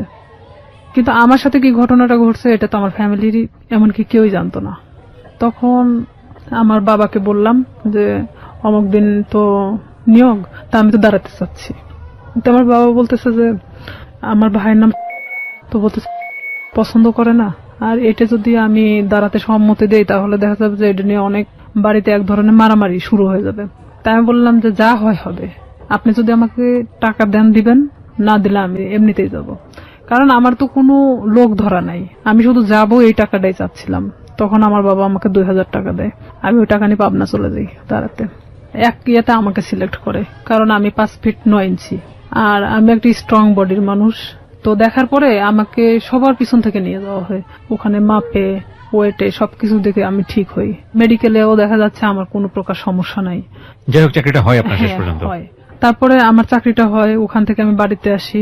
বাড়িতে আসার ঠিক আধা ঘন্টা 1 ঘন্টা পরে আমার ফোনে ফোন আসে একটা আনওয়ান নাম্বার থেকে। ফোন আসার পরে ওইটাই ছিল শামীমের নাম্বার। তখন শামীম আমাকে বলতেছে যে শুনলাম তোমার নাকি চাকরি হয়েছে। তাই আমি বললাম হ্যাঁ। তো আমি বললাম যে এতদিন পর আমাকে আবার খোঁজ নেওয়া। তো বলতেছে আসলে আমি অনেক সমস্যার মধ্যে ছিলাম, আমার প্রত্যেকটা ফোন আমার ফ্যামিলি কারে নিছিল। মানে এটা কিন্তু পুরোটাই মিথ্যা কথা। আমি জানতাম, জানা সত্ত্বেও মানে আমি ওর সাথে আবারও কথা বলতে থাকি। ভালো লাগে আপনার? হ্যাঁ, যেহেতু আমি ওকে মনে প্রাণে চাচ্ছিলাম, আমি আবারও ওর সাথে কথা বলতে থাকি। আমি এর মধ্যে ট্রেনিং এ চলে যাই, ট্রেনিং শেষ করি, ডিস্ট্রিক্টে যখন জয়েন্ট করি। এর মধ্যে ব্যারাক সিস্টেম, ব্যারাকে কিন্তু আমরা একটা ব্যারাকে অনেক মানুষ থাকি, সেখানে আপনি ফোন এখানে রেখে যেতে পারেন, বাথরুমে যাচ্ছেন, কোন একটা কাজে বাহিরে যাচ্ছেন, ফোনটা রেখে গেছেন। তো এখানে আমার পাশের বেডের একটা মেয়ে এই শামীমের নাম্বারটা নিছে, আমি জানতাম না। এখন কন্টিনিউ তার সাথে সে কথা বলে, আমি কোথায় যাচ্ছি, কি করতেছি সব আপডেট দেয়। হ্যাঁ, সে জানতো। আমি খালি ভাবতাম যে এটা অলৌকিক ঘটনা, যে আমি কই গেছি, কোন ড্রেস পরে গেছি, সে কিভাবে জানে। ওকে। তার সাথে কিন্তু আবার তাদের মধ্যে একটা ভালোবাসার সম্পর্ক সৃষ্টি হয়ে গেছে সেই মেয়েটার সাথে। পরে আমি তো ওকে বারবার বলি যে দেখো আমি তো চাকরি করি, এখন আমাকে বিয়ে করো। এখন সে কিছুতেই তখন বিয়ে করতে রাজি না। এটা 2013 ঘটনা। 13 শেষের দিকে আমি ছুটি আসি বাড়িতে, আমি ওকে ফোন দিয়ে বলি, আমি এর মধ্যে কিন্তু অনেক গন্ডগোল হচ্ছে ওর সাথে, মানে আমি বিয়ের কথা বলি, সে কিছুতেই বিয়ে করতে চায় না। এদিকে আমার ফ্যামিলি তো মানে শামীমকে নিয়ে তো খুব একটা ডিস্টার্ব ফিল করতেছে। তো আমি এদিকে ওকে বারবার চাপ দেওয়া সত্ত্বেও আমাকে কিছুতেই মানে বিয়ে করতে চাচ্ছে না, তো চাচ্ছে না। তখন আমি বলি ঠিক আছে আমি বাড়িতে আসতেছি, যা করার করব। এই কথা বলে আমি বাড়ি চলে আসি। ফোন দিলাম, ফোন দিয়ে বলতেছি আমি তোর সাথে দেখা করতে চাই। ও আমাকে বলে যে আমি দেখা করতে পারবো না। তাই আমি ডিরেক্টলি ওর বাড়িতে চলে গেছি এই ফোনে কথা বলতে বলতেই। কারণ তখন আমি যখন পুলিশ ডিপার্টমেন্টে আসি তখন আমার সাহসটা ছিল অন্যরকম, কনফিডেন্স বেড়ে গিয়েছে। হ্যাঁ, আর আমি তখন চাকরিজীবী একটা মেয়ে। যাওয়ার পরে ও দেখি যে চেয়ারের পর বসে আছে, ওর মা পাশে বসে। ও আমাকে দেখে করলো কি, এক দৌড় রুমের মধ্যে চলে গেল, যাওয়ার রুমটা আটকায় দিল।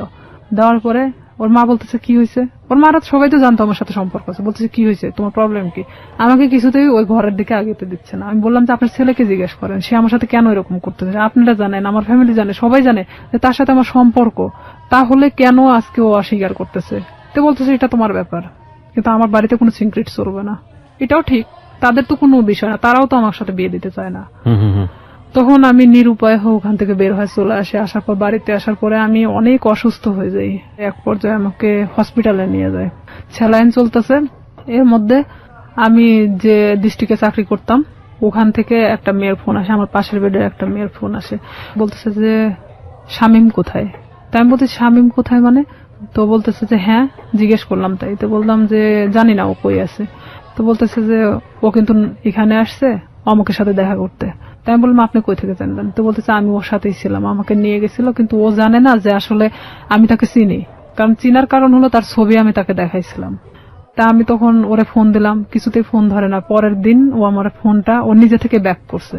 ব্যাক করার পর আমি বলতেছি তুই ওখানে গেছিস কেন। তো বলতেছে যে আমি আসছিলাম এমনিতেই একটা কাজে, তাই ভাবলাম যে ওই আপুরে কিছু বলে যাই তোর সম্পর্কে, তুই আমার সাথে এরকম করতেছিস। পরে এখানে ঘটনাটা হলো সেই মেয়েকে একটা শপিং ব্যাগ দেওয়া হয়েছিল, ব্যাগের মধ্যে অনেক কিছুই ছিল। সেটা কিন্তু তারা আবার যে রুমে দেখাইছে, কিন্তু তারা মানে যে দেখাচ্ছে সে কিন্তু জানতো না যে তার পাশের বেডের আরেকজন তাকে চেনে। তো আমি যাওয়ার পরে এটা নিয়ে তাকে আমি ফোর্স করলাম যে কেন আপনি তার থেকে জিনিস নিলেন, এটা সেটা বলার পরে তার সাথে এক পর্যায়ে ঝগড়া হয়ে যায়। ভাঙনটা এভাবেই শুরু হয়ে যায়। তার থেকে মানে আমার একটা ঘৃণা জন্মে যায় যে আমি স্ট্যান্ড থাকা শর্তেও সে অন্যজনের সাথে সম্পর্ক করে। তাহলে আমার ভাইয়ের কথাটাই সত্যি ছিল। তখন আমি একটা বাস্তবের সম্মুখীন চলে আসি। আমি তখন আস্তে আস্তে তাকে ভুলতে থাকি। এর মধ্যে যে যতটা ঘটনাই গেছে না কেন পুরোটাই খালি ব্রেকআপের দিকে গেছে, মানে গন্ডগোল, সম্পর্কটা ভেঙে দেওয়ার এক ধরনের। এর মধ্যে ওই জেলারই এক থানাতে আমার পোস্টিং হয়। ও ক্রমশ আমাকে এভাবে জিজ্ঞাসা করে তোর কার সাথে আজকে ডিউটি। আমি বলি যে অমুক স্যারের সাথে ডিউটি। ওখানে আমাদের তো শিডিউল বাই ডিউটি হয়। দেখা যাচ্ছে যে আপনার সাথে আমার বারবার ডিউটি হচ্ছে, এটা তো আর আমার দোষ না।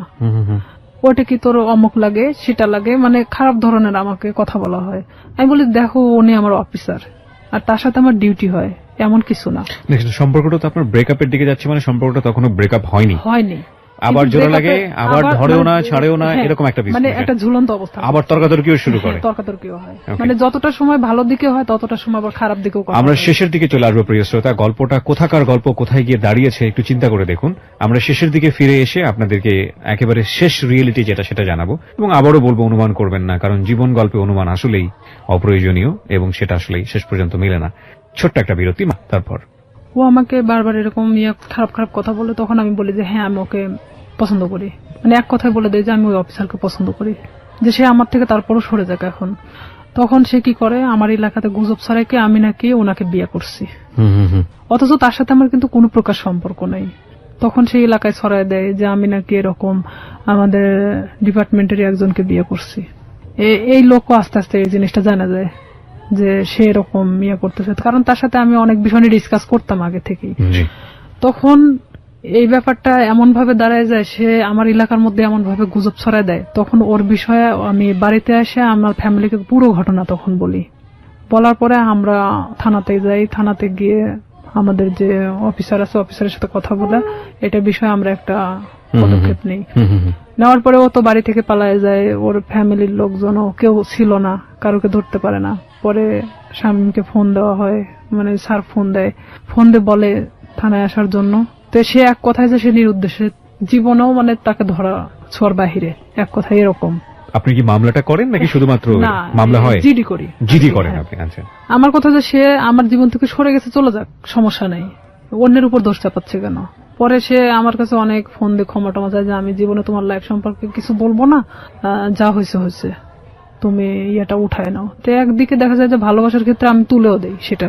পরে এটা নিয়ে যার কথা বললাম, যে অফিসারের কথা, এক পর্যায়ে সে আমাকে বিয়ে করতে চায়, যেটা সবাই জানে গেছে।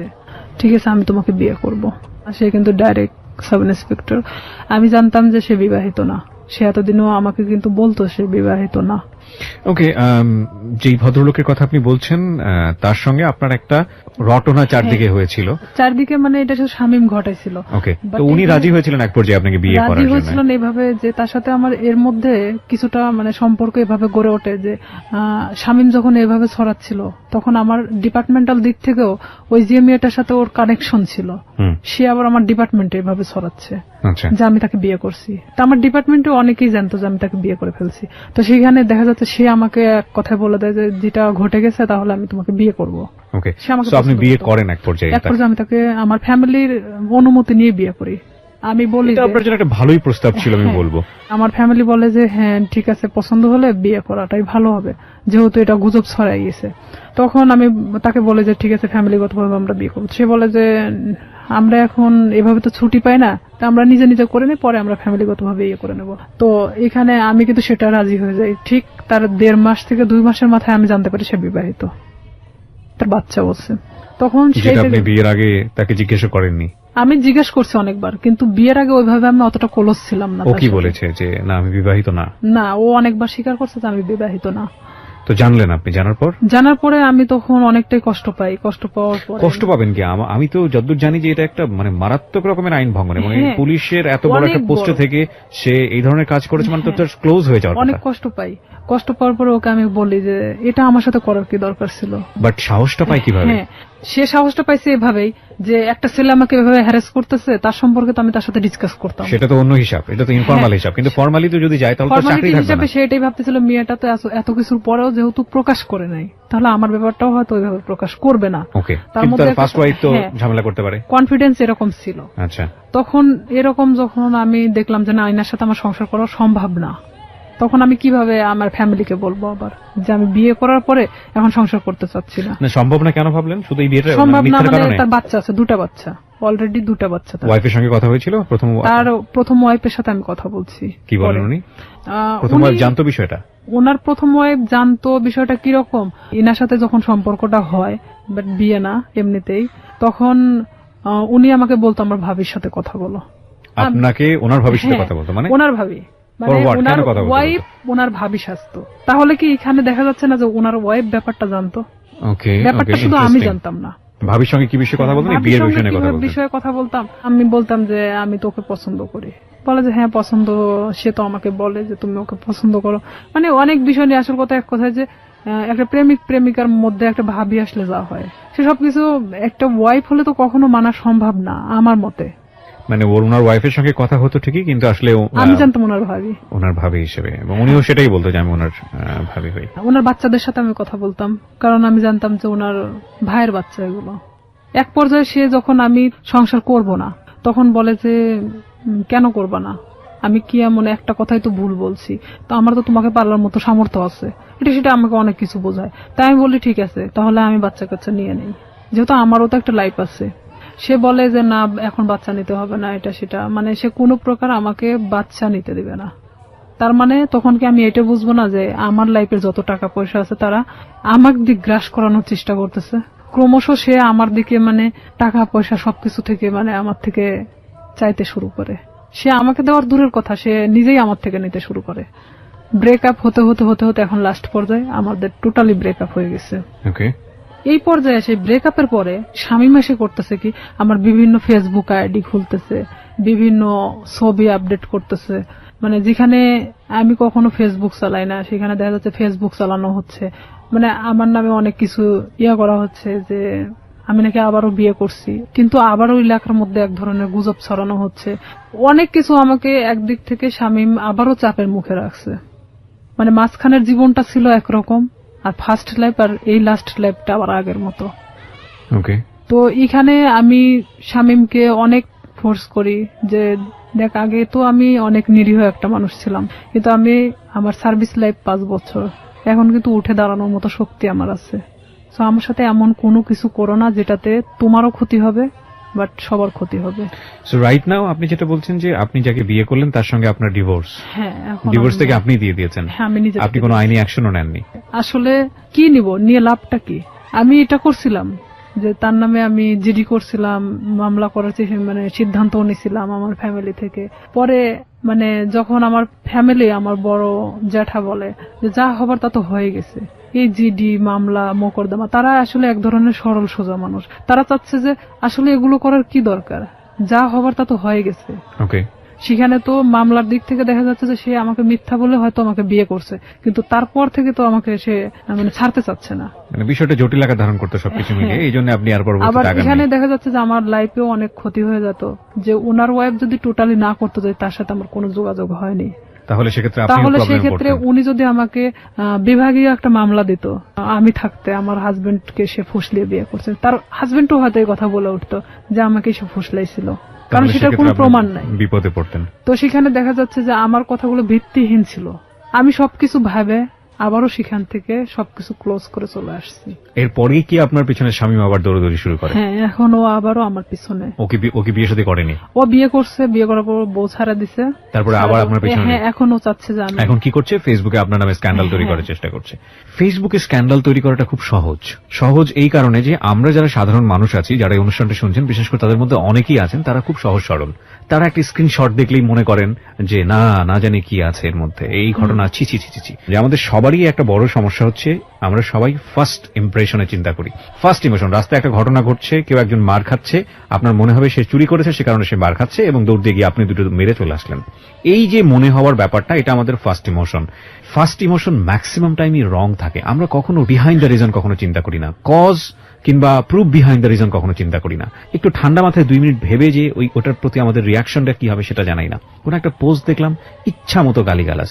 কিছুদিন আগে, আমি নাম মেনশন করবো না, আমাদের খুব বিখ্যাত প্রিয় একজন ক্রিকেটার তার বোনকে নিয়ে ছবি দিয়েছে ফেসবুকে, সেখানে আস্তাগফিরুল্লাহ, এত বাজে কমেন্টস।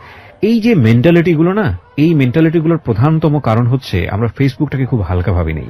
আমরা মনে করি যে এখানে একটা কমেন্টস দিলাম, দিলেই কি না দিলেই কি, এমন একটা জগৎ, এটার সাথে বাস্তবের কোনো যোগাযোগ নেই। কিন্তু এটা ভুল, কারণ দিন দিন এটা এত বেশি ক্রাউডি একটা প্লেস হচ্ছে, এখানে আপনি যেটাই করেন না কেন, যাই করেন না কেন, সেটা কিন্তু একটা ছাপ রেখে দেয়। ভুল করলেও সেটা একটা ছাপ রেখে দেয়, এবং একই সাথে ভালো করলেও সেটা একটা সম্মান বয়ে নিয়ে আসে। আমরা কেউই ভুল শুদ্ধের ঊর্ধ্বে না, কিন্তু এই যে স্ক্যান্ডাল তৈরি করা কিংবা একজনের নামে বদনাম রটানো, একজনকে বিপদে ফেলা, এটা করা ওটা করা, এই ব্যাপারগুলো না খুব সহজেই করা যায়। কারণ আমরা যদি বলি, আমাদের বাঙালি সেন্স এই জিনিসগুলো খুব ইন্টারেস্টিং। আমরা দেখবেন যে কেওয়াস পছন্দ করি। সিম্পল একটা উদাহরণ, মাটি খোঁড়া হচ্ছে, সেখানে 10 জন লোক দাঁড়িয়ে থেকে দেখছে, আপনিও দাঁড়িয়ে থেকে দেখছেন, নতুন কিছু নেই, বাট আমরা খুব কৌতূহল প্রবণ একটা জাতি। তো সেই জায়গাতে যখন এই ধরনের কেওয়াস তৈরি হয়, বিভিন্ন মানুষ সেই কেওয়াস তৈরি করার সুযোগ নেন, কারণ কেওয়াস খুব অতি সহজেই তৈরি করা যায়। তো এই ফেসবুকে স্ক্যান্ডাল করাটা খুবই ইজি, এবং স্ক্যান্ডাল করে ফায়দাও খুব সহজভাবে নেওয়া যায় আর কি। তো আমাদের মতো মানুষ, বিশেষ করে আমাদের রিয়াদের মতো মানুষ, তাদের জন্য, তাদের ফিউচারটাকে নষ্ট করার জন্য এই ধরনের স্ক্যান্ডাল এটা খুব কাজে লাগে। কিন্তু একটা কথা হচ্ছে কি ভাই, দিন শেষে গড জাস্টিফিকেশন বলে একটা ব্যাপার আছে, ঈশ্বরের মার। হ্যাঁ, এবং এটা খুব ভয়াবহ। ঠিক আছে, একজন মানুষকে বিপদে ফেলার জন্য আপনি যদি কোনো চেষ্টা করে থাকেন, তাহলে নিশ্চিতভাবে আপনি ধরে নেন আপনিও সেই বিপদে পড়বেন। আপনি মূলত আজকের এই অনুষ্ঠানে এসেছেন আপনার এই কথাগুলো খুলে বলার জন্য। আপনি একজন ভিকটিম, এবং আপনি যাদের হাতে আইন শৃঙ্খলা রক্ষা করার কাজ, তাদের মধ্যে কাজ করেও আপনি একজন ভিকটিম। এবং আপনার পুরো পরিচয়টা আমি এখানে গোপন রেখেছি। আপনার যে নাম আপনি ব্যবহার করেছেন সেটা ছদ্মনাম আমি বললাম, এবং বাকি যাদের সঙ্গে ওনার সম্পর্ক, তাদের কাউকে আমরা এখানে ফ্ল্যাশ করিনি বা এক্সপোজ করিনি। তার প্রধানতম কারণ হচ্ছে আমাদের সামাজিক অবস্থা। প্রচন্ড সম্মান আছে আমাদের যে পুলিশ বাহিনী, তাদের চেষ্টার প্রতি, তাদেরকে আমি রেসপেক্ট করি আমাদের এই অনুষ্ঠান থেকে। সেখান থেকে এসে আপনি সৎ সাহস নিয়ে আজকে এখানে এই বিষয়গুলো বলে গেলেন, এবং আপনি লাস্টে এই কথাটাও বললেন যে শামীমকে বিরত থাকার জন্য, নইলে আপনি বাধ্য হবেন কোন একটা অ্যাকশন নেবার জন্য। অ্যাকশন নিব বলতে নিছি তো, অলরেডি অ্যাকশন নিয়ে নিয়েছে। অলরেডি ও আমাকে এমন ভাবে হ্যারাস করতেছে, দেখা যাচ্ছে 2 টাকার নোটের উপর আমার নাম্বার, বিভিন্ন জায়গা থেকে আমাকে ফোন দিচ্ছে। ফোন দিয়ে বলবে কি, কয় টাকা দরকার, কয় টাকা দিয়ে থাকবেন, এই ধরনের আমাকে কমেন্টস করা হচ্ছে। কি অ্যাকশন নিয়েছেন আপনি? ঈদের পরের দিন থানাতে যাওয়ার পরে আমি স্যারকে সব কথা খুলে বলি, আবারও সেই জিডি করা হয়। জিডি মামলা করেননি? মামলা আমি আসলে করতে চাই না, যে মামলা করলে আমাকেও যেতে হবে তারিখে বেল পাই যাবে। ও ঠিকই আবার আগের মতো আরো হয়তো ভয়ঙ্কর হতে পারে। তো আমি সাধারণ জিডি করছি এর কারণে যে ওকে বোঝানোর জন্য। তো এখন করে জিডির কোনো অ্যাকশন কি হয়েছে? হ্যাঁ, আমি ওনার সঙ্গেই ওদের বাড়িতে আসি, মানে আমাকে দেখার পরেই ও বের হয়ে চলে যায়, মানে এমন ভাবে বের হয়ে চলে যায় ওকে, মানে আমি যে দেখা দিচ্ছি দিতে দিতে ও মানে মোটরসাইকেল নিয়ে টান দিয়ে চলে যায়। আচ্ছা, এখানে জিডিটার বিষয়টা আমি যত জানি জিডিটা একসময় এনকোয়ারি হয় এবং এটা যদি সত্যতা পায় তাহলে অটোমেটিক্যালি মামলায় রূপ নেয়। মামলার রূপ নেয়, কিন্তু এটা ঘটনাটা হলো কি যে আমি স্যারকে এভাবে বলছিলাম যে যেহেতু আমার লাইফে পিছনের ঘটনাগুলোতে আমি কোনো অ্যাকশন নেইনি, তো আমি চাচ্ছিলাম যে শুধু এখান থেকে বিরত করার জন্য।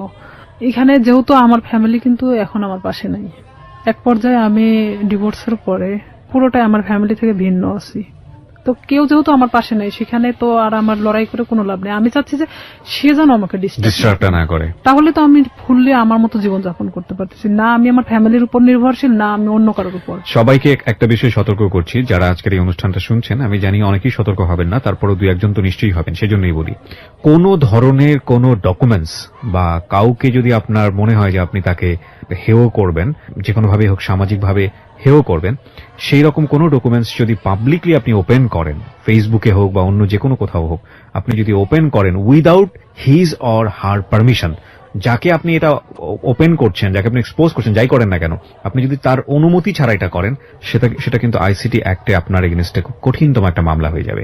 এবং আপনার কিন্তু কোনো জাস্টিফিকেশন নাই একটা মানুষকে সে ভুল করুক বা অন্যায় করুক ন্যায় করুক তার কোনো প্রুফ দিয়ে আপনি সেটা ফেসবুকে একটা প্রচারণা চালাবেন, কারণ সামাজিক মর্যাদা যদি ক্ষতি হয়, সেই সামাজিক মর্যাদা ক্ষতির ঘানি কিন্তু আপনাকে টানতে হবে এবং এগুলো কিন্তু নিয়ম আছে, আইন আছে। সুতরাং কোন ধরনের মন্তব্য করা থেকে শুরু করে কাউকে হেয় করা থেকে শুরু করে এবং ফেসবুকে এমন কোনো কারো বিরুদ্ধে কোনো ডকুমেন্টস, সেটা প্রপার প্রোপাগান্ডা ছড়ানোর জন্য হোক বা কারো বিরুদ্ধে কোনো ফায়দা নেবার জন্য হোক, যদি আপনারা কখনো এটা করে থাকেন কোনো মেয়ের বিরুদ্ধে, কোনো ছেলের বিরুদ্ধে, যার কোনো বিরুদ্ধে, তার মানে আপনি বিপদে আছেন। সুতরাং এটা প্লিজ করবেন না, কারণ সে যে কোনো মুহূর্তে আপনার এই বিষয়গুলোকে ইস্যু করে আপনার এগেইনস্টে মামলা করতে পারবে। আপনারা যদি মনে হয় এরকম কাজ করে কাউকে সামাজিকভাবে হেয় করবেন, তাহলে মোদ্দা কথা হচ্ছে আপনি নিজে নিজের বিপদ ডেকে নিয়ে আসছেন। সুতরাং সচেতন হন। আজকে হয়তো রিয়া জিডি পর্যন্ত থেমে আছে, কিন্তু আমি বিশ্বাস করি বাংলাদেশের পরিবর্তন আসছে, অনেক রিয়া জিডির কথা চিন্তাও করবে না, তারা সরাসরি মামলা দিয়েই বসবে এবং এসব বিষয়ে মামলায় কিন্তু বাংলাদেশ সরকার খুবই খুবই খুবই অ্যাক্টিভ। অনেক ধন্যবাদ, আপনি এখানে সাহস করে এসেছেন। আপনার মাধ্যমে একটা মেসেজ আমি আজকে সবাইকে দিতে চাইলাম এবং সেটা মনে হয় অনেকেই পেয়েছেন। আমরা সবসময় একটা কথা বলবো যে একজনের জীবন গল্প আরেকজনের শিক্ষা হোক, কাউকে কোনোভাবেই ছোট করাটা আমাদের মূল উদ্দেশ্য নয় এবং মূল টার্গেটটাই হবে সে যেই হোক না কেন, তাকে আলটিমেটলি সে যত যদি ভিকটিমও হয়, সে যদি কাউকে অপরাধও করে, তাহলে তাকে সঠিক পথে নিয়ে আসা এবং সেটা সুন্দরভাবে। একটা মানুষকে শাস্তি দেওয়াটাই মূল কথা নয়, একটা মানুষ যাতে শাস্তি না পায় তাকে সুন্দর করে বুঝিয়ে বারবার সেখান থেকে ফিরিয়ে নিয়ে আসা। উনি শামীমের ক্ষেত্রে সেটা করে যাচ্ছেন। শামীমকে শুধু একটা আজকের অনুষ্ঠান থেকে একটা কথাই বলার আছে, সেটা হচ্ছে it is the highest time. আমি জানি আপনি এই অনুষ্ঠানটা শুনতেছেন, আমি আপনাকে রিকোয়েস্ট করব, আমি জানি আপনি সমাজে অনেক ভালো কাজ করেছেন, হয়তো আপনি আপনার ব্যক্তিগত জায়গা থেকে, আমরা সেগুলোকে রেসপেক্ট করি। আপনি ওনার লাইফে যেভাবে লেগে আছেন, সেটা উনি যেটা বললেন সেটা যদি আমরা মেনে নিই যে সত্য, আমি জানি আপনাকে যদি বক্তব্য দিতে দিতাম তাহলে তো আপনার পক্ষ থেকে কোনো বক্তব্য ছিল, কিন্তু যেহেতু আপনারা স্বামী স্ত্রীর সম্পর্কে নাই, সুতরাং দুজনের জায়গা থেকে, ওনার জায়গা থেকে আমি যতটুকু সত্য নিয়েছি, এই জায়গা থেকে শুধু এতটুকুই বলার আছে, আপনি নিজেকে নিবৃত করুন, থামুন এখানেই, নইলে আপনার জন্য ভবিষ্যৎটা হয়তোবা সুখকর হবে না, কারণ উনি এরপরে হয়তো রেগে গিয়ে বড় কোনো স্টেপ নেবেন। আমরা চাই আপনারা সবাই ভালো থাকুন। আজকের মতো শেষ করছি প্রিয়